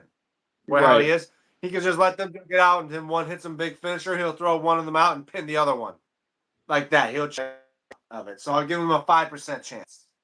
Okay. Now with Finn, I'm going to say I'm giving him 45%. Just because of the fact he's got more experience. I mean, and yet, if it was, of course, that lead. Well, actually, if he was in demon form, I'm giving him 50. If it was a demon Finn Balor, I'm giving him 50 over Jack Perry's 45. So literally, if it's okay, it doesn't say okay. So if it's regular Finn Balor, between them, I think it would be more like 48, possibly 40. All right, I know it's like 95 between them, and it's same. Okay, so I would give it like a 48 to Jack and a 47 to Balor if Balor's not in demon form. If it's in demon form, it's 50 and 45. Okay. So literally, I'm gonna say because I started to like Jack Perry a little bit more. Actually, no, that's what I said. I'd say between forms, Finn Balor, if he's regular, he will win slightly with 48 to Jack Perry's 47. But in demon form, it's 50 and 45, like a 5% difference, depending on his form. So yeah, so I'm thinking like that. Okay, I like. All right, now let's do this one. CM Punk. CM Punk versus let's see, I think one of like the most hated for TNA. As a champion, I almost want to say we'll say Nick Nemeth.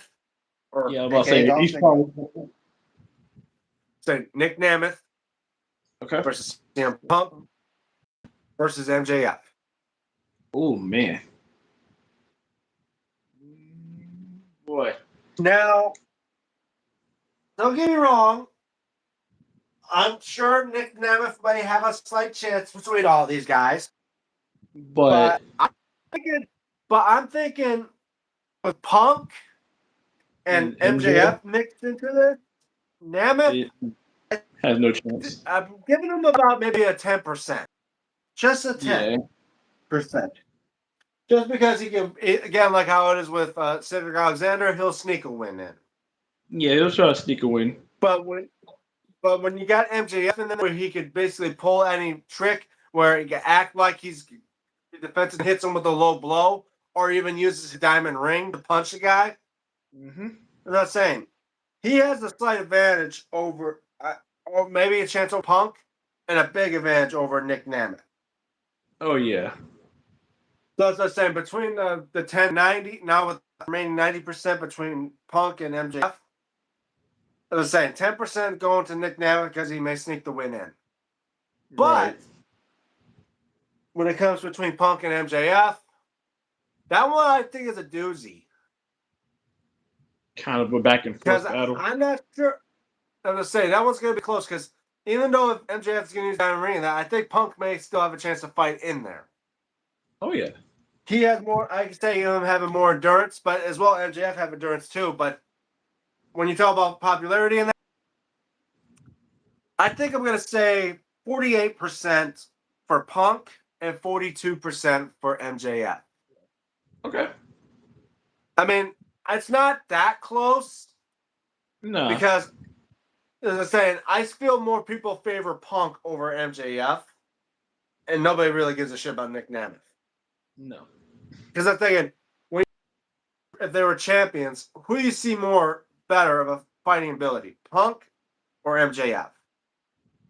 Oh, definitely Punk. As I said, people will favor Punk over MJF 9 times out of 10. Yes. And that's what I definitely would see Punk maybe pulling a miracle out of it. You get hit with a diamond ring and he'll kick out, and then MJF trying something, then next Punk grabs him, puts him in to go to sleep, and that's it. You're right. So that's what I'm saying. I'm saying MJF is all, but he doesn't have a lot to put Punk down. No. Not at So all. yeah, I'm definitely gonna go with Punk on this one, just slightly.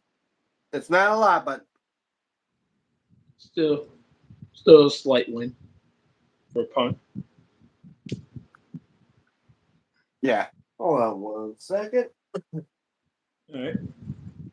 I just got right. Come on.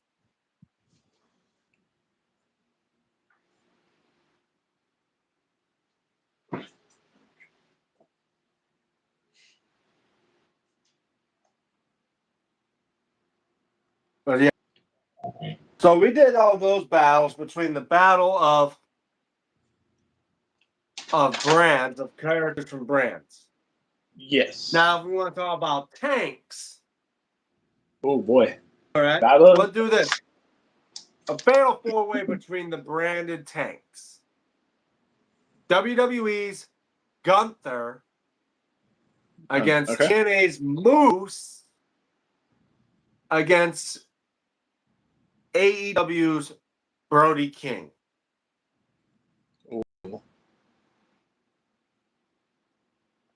Mm,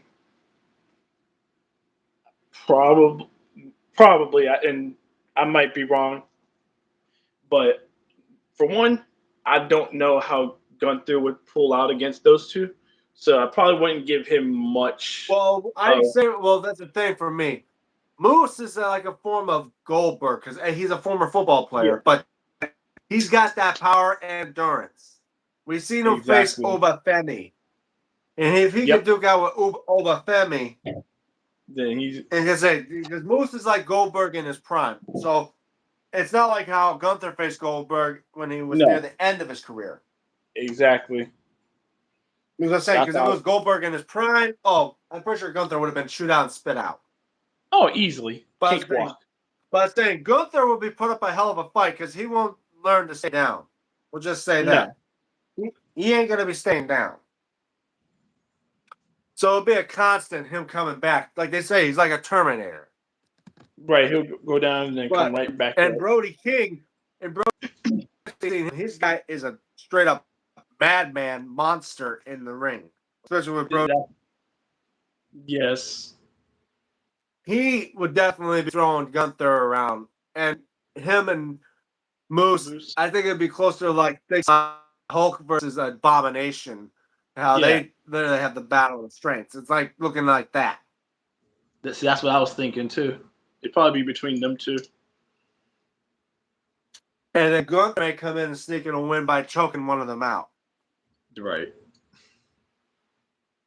But wait, now we'll switch that out. Instead of Gunther, we'll do Obafemi, Moose, and Brody King. Okay, now you're talking. Now we got a perfect match. Now I'm saying with Gunther, he may be a little bit lower down between and AEW. But when you add Obafemi, now it gets more stacked up between numbers. Exactly. Because don't get me wrong, when Obafemi literally threw Brock Lesnar around like he was a thing and decimated him at WrestleMania, we see he is a powerhouse. And Oh yeah. with the ruler going up against the one and only Moose and Brody King, I think it's all about survival. It's all about endurance. And we've seen, pretty sure of it, Brody King, I think now may be the one that has to hang in there. Because between powerhouses of like Moose and Oba, because they both know each other well, they fought each other before. And Oba has a slight advantage over Moose. But yet, there's always that shot of them fighting again in a rematch. And I say, Brody King will most likely just have like I would say I'll give him like a 5% chance of surviving. Okay. See, that's a little bit more better because if it was Gunther, Then Brody King, I'd say Gunther would be in the 25% range. Right. But that leaves the 70. What's the other 75% between Moose and Oba?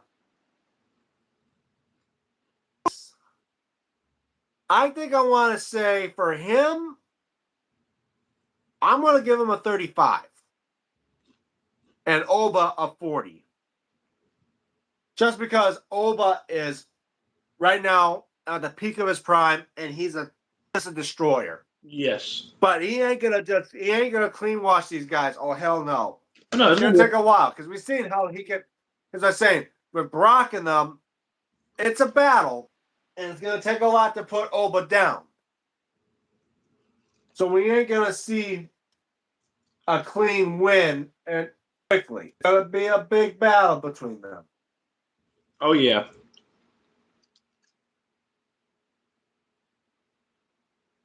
Yes. I could use a guardian angel. I can definitely see Oba getting the advantage on that. That's what I'm saying. Yeah, that's what I'm saying. Those big buff guys of companies, Oba would definitely be a powerhouse to come to these matches. And Moose as well being a powerhouse in his brand of TNA. It would definitely be one hell of a matchup. Oh yeah. One crazy ass match.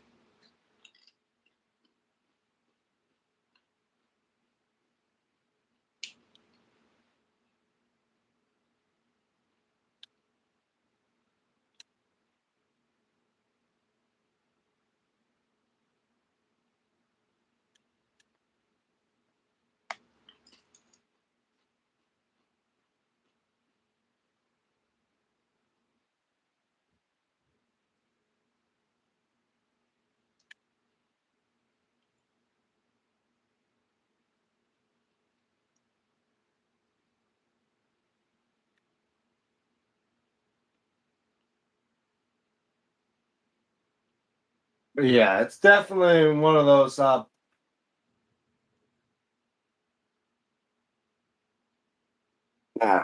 it would be definitely a tough match with anyone to go up against Obafemi. Oh, of course, especially since he's still young and in his prime. Yeah. He definitely would have that power. As I say, even if, but then again, like if we do Goldberg in his prime of WCW with his strength, Oh god, that's gonna be a tough match then. now that with him and Oba, it would definitely be something to talk about. Oh yeah.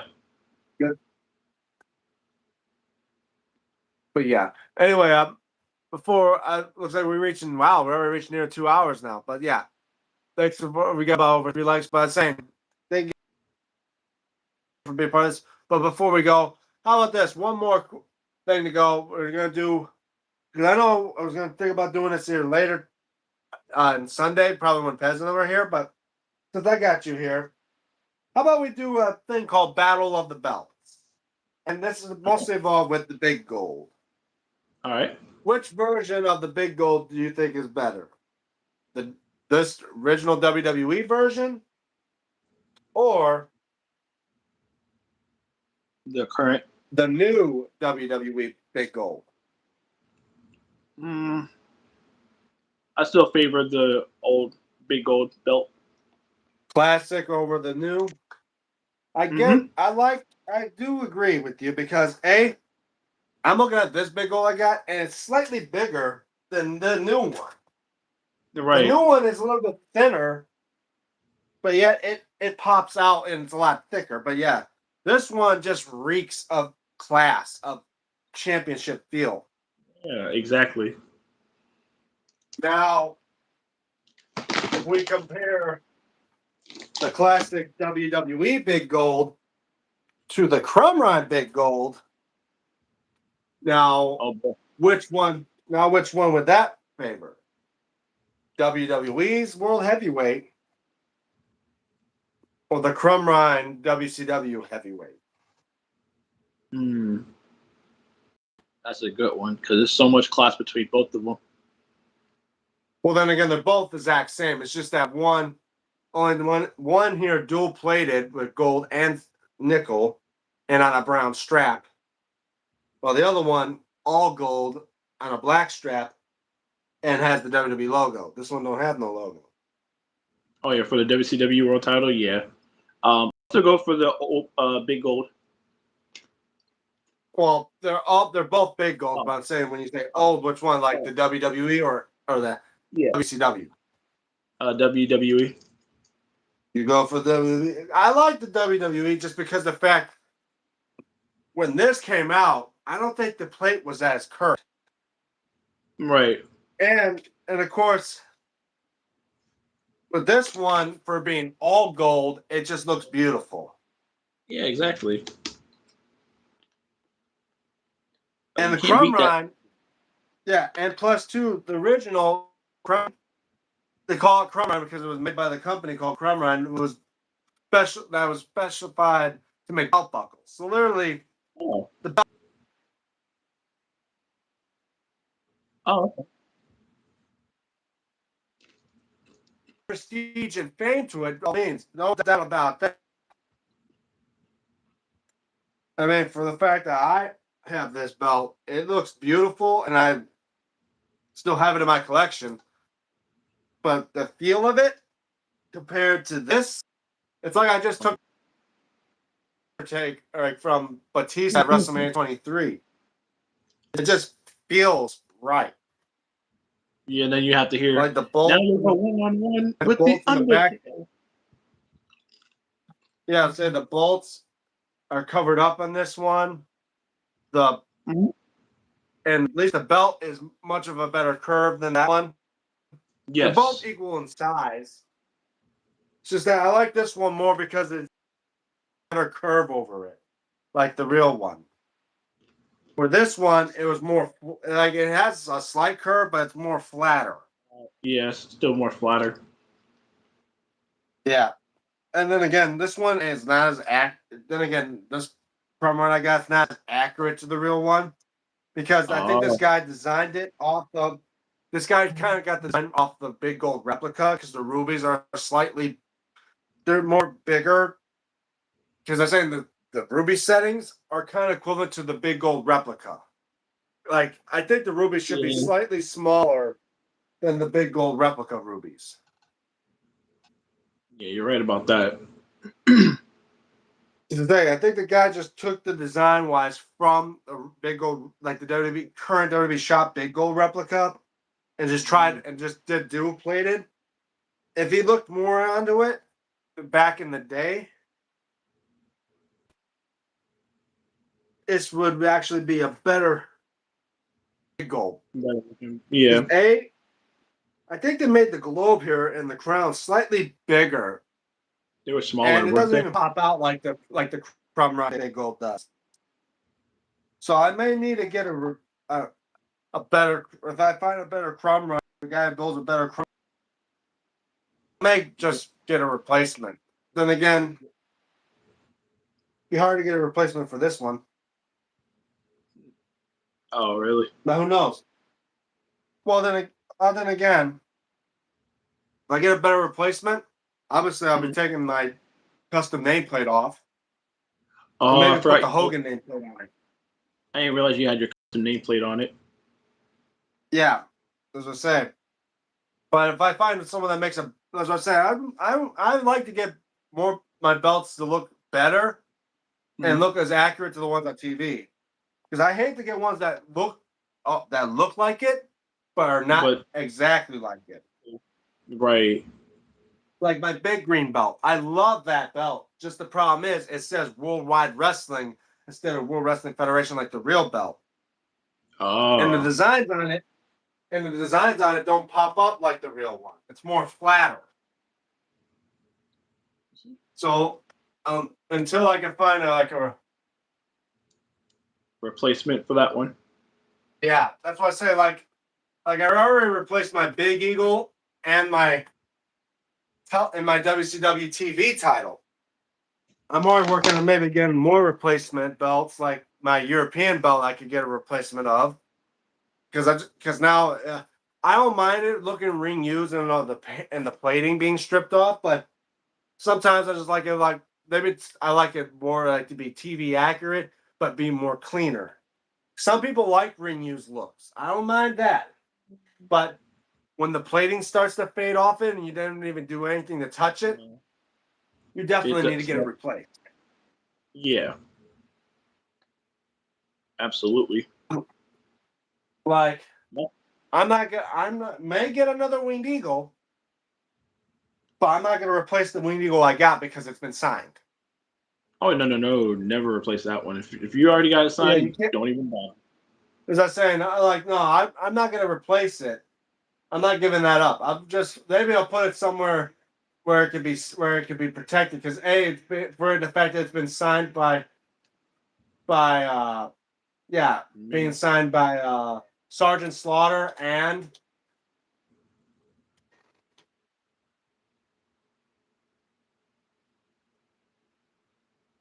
damn it, or by because it's been signed by both Diesel and Sergeant Slaughter. Oh, I okay. would definitely not get that replaced if I was able to just take the strap off it, but obviously I can't since it's been and two it's made by a company called Mock Belts.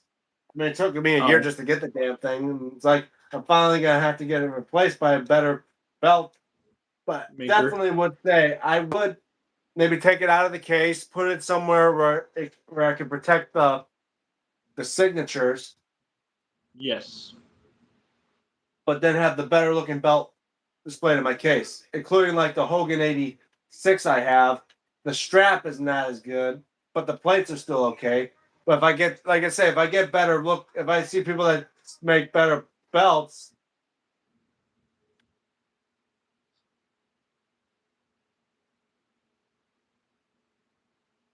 Yeah, you definitely want to go for that.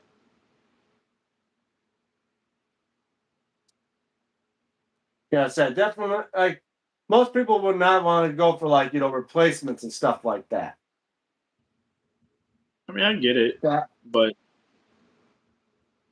still want to at least yeah, get one replaced. yeah. Like for me, like any belts that are signed, like even if they're replicas, I'm not gonna get a send out strap to put them because what am I gonna do with the strap? To have it Right. hang up in my closet with it signed with the signatures on there? Nope. No. No. I'll just leave those alone, but I kind of regret not getting them on real leather first. Mm-hmm. Exactly. Like for people like me, any replicas I own, I definitely want to get them like re-leathered. I definitely would like that too. But the ones that are signed, I'm gonna leave them alone. And if there's any belts that I have that are like I like to call like I would say they're Bootleg. unofficial licensed replicas because Hey, no one likes to say bootleg no. because kind of like bootleg's like a bad word, especially if the bootlegs look better than the replicas. That's always the bad part. They always look better than the replicas. Yeah, like I own, like I said, like owning a. Oh damn it!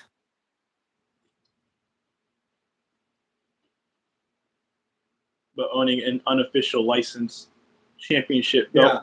yeah. As I say, bootleg and make it sound like it's like a bad thing. Like no, some bootlegs look better than replicas. I wouldn't call them bootlegs. Like bootlegs is like the type of thing you get for like a movie. Like you get like someone records a movie in a theater and they give it to you on a DVD. That's like a burned movie. That's like a bootleg. Yes.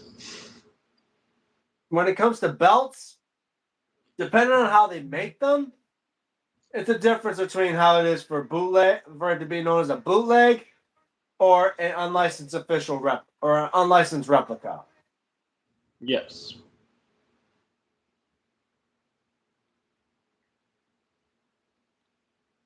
Absolutely right on that.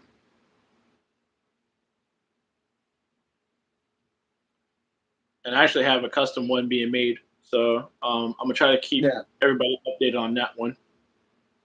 Yeah, because I was saying like here, if I take this camera, again here, this is a WWE replica.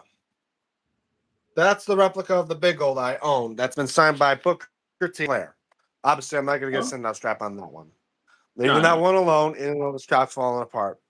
Now this, my new big gold. Technically, they call it a bootleg, but realistically, I think we're going to call that an unlicensed replica.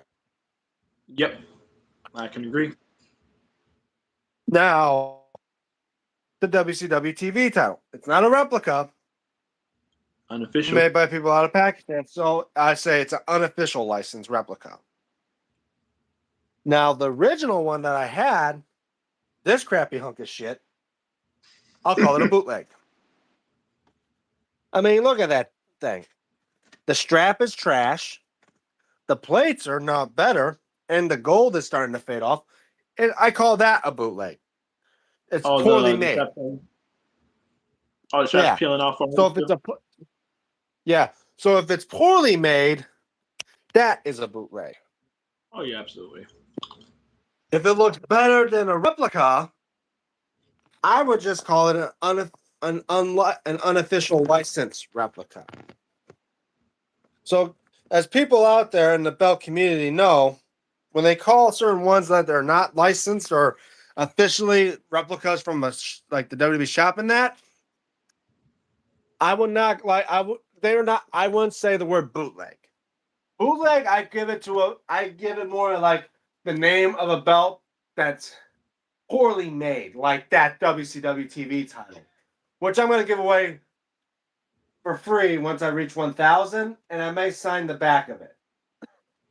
Okay. So, but right now I'm just holding off till I reach 900. So when I reach 900, when I stay at 900 for a little while and at least get extra subscribers to stay at 900, then I'll do another belt giveaway. And then when we get there, we'll at least get going for the bigger goal of 1,000. Oh yeah.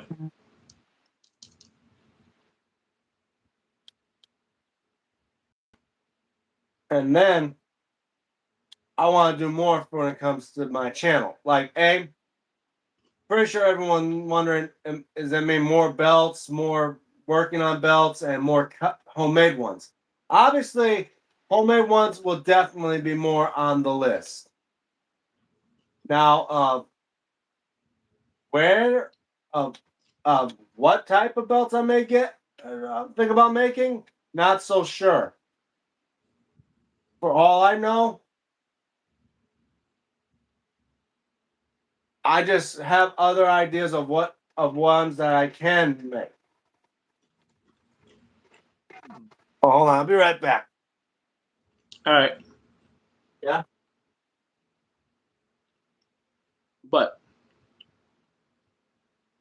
I do have it's like a custom cane WWF Championship belt. So,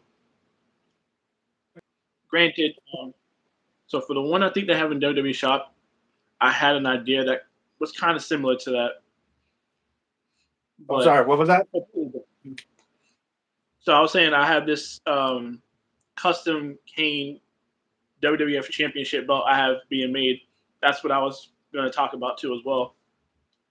So the person that I'm getting it made from is Undisputed Belts. First time ever, getting a title from them. So for me, I guess it's one of those, just try it, see what it looks like, see what the quality is, and then just see if it's something that I'm willing to pursue in more of if I want to get more titles.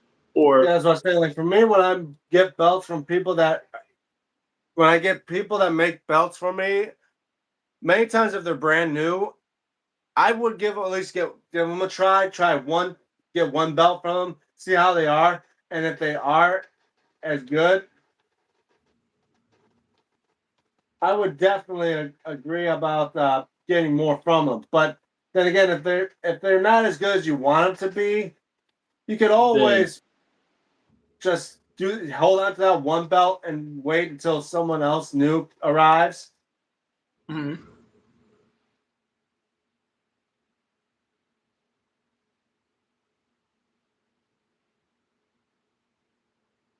And maybe see if they can do a better quality type of belt. As I say, there's a lot of people up there that definitely can. Make titles or championship belts. As I say, there's a multiple people that can do that. Just gotta figure out where to go and which ones.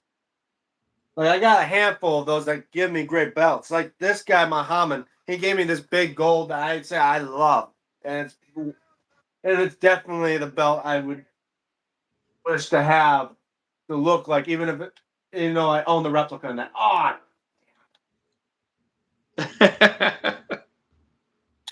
I just died. Damn it! Oh no. I gotta start that mission all over again. Son of a bitch. Oh man. Oh well. Well, at least I didn't lose that much. Wait, did I? Let's see. All right, no problem. Yeah, but anyway, I'm gonna probably end this live stream after all. I've been going on for almost 2.5 hours, over 2 hours and 12 minutes and counting, and we Yep. only got about 3 likes. But anyway, I'm gonna end this live stream. Thank you again so much, Brother Kane, for being a part of this live stream. And you guys Thank know, you. thank you guys so much for all the likes and thank you for all the comments below. Shout outs to Iram for us. Shout outs to Pez, who's gonna probably be here tomorrow when I do a live stream. Check out his channel. He's showing off great wrestling belt collection as well. Mostly old school ones that are way beyond my time and probably Brother Kane's time. Definitely. Shout out to Dex. He does live streams on his channel, mostly involving music and stuff like that. But he also has another channel called Wrestle Chat Talk. You may see me on there every now and then. And a shout out to a good old buddy of ours, none other than Steven Hammer, who we've seen on here many times before. Good friend of mine. He does belt related videos on his channel as well. And I guess if you're new to my channel and you like to see what you see, check out my main channel as well, where my most recent video, I reviewed this beauty, the brand new big gold belt made by Big gold. Muhammad Belts. If you want a title like this from him, check it out on Facebook, Muhammad Belts. And you can tell him DM Tombstone sent you there. But as well, like, share, and if you haven't, what are you doing here? Please subscribe to my channel and check out Brother Kane's channel. He does wrestling related videos involving with video games, but as well, occasionally maybe a couple belts here and there. Check him out. Especially this one. Yep. Made by yours truly, that undisputed V2. And don't forget, guys, don't forget, before we start those matches, you have to ring that notification bell to be notified for when we do live streams and videos, as well as a live stream coming in tomorrow at noon, hopefully at the exact same time. Things change, but anyway, I'll still do a live stream tomorrow. And don't forget to follow me on my social media, like on X at DMTombstone96, and as well on Instagram at DME96, where I may post stuff there, but I post stuff here on YouTube. That is Brother Kane, and I am DM Tombstone Belts. And for DM Tombstone Live, I'm signing off. See you guys tomorrow. Have a good day, everybody. Thanks again, Brother Kane. Thank you. Yep. All right.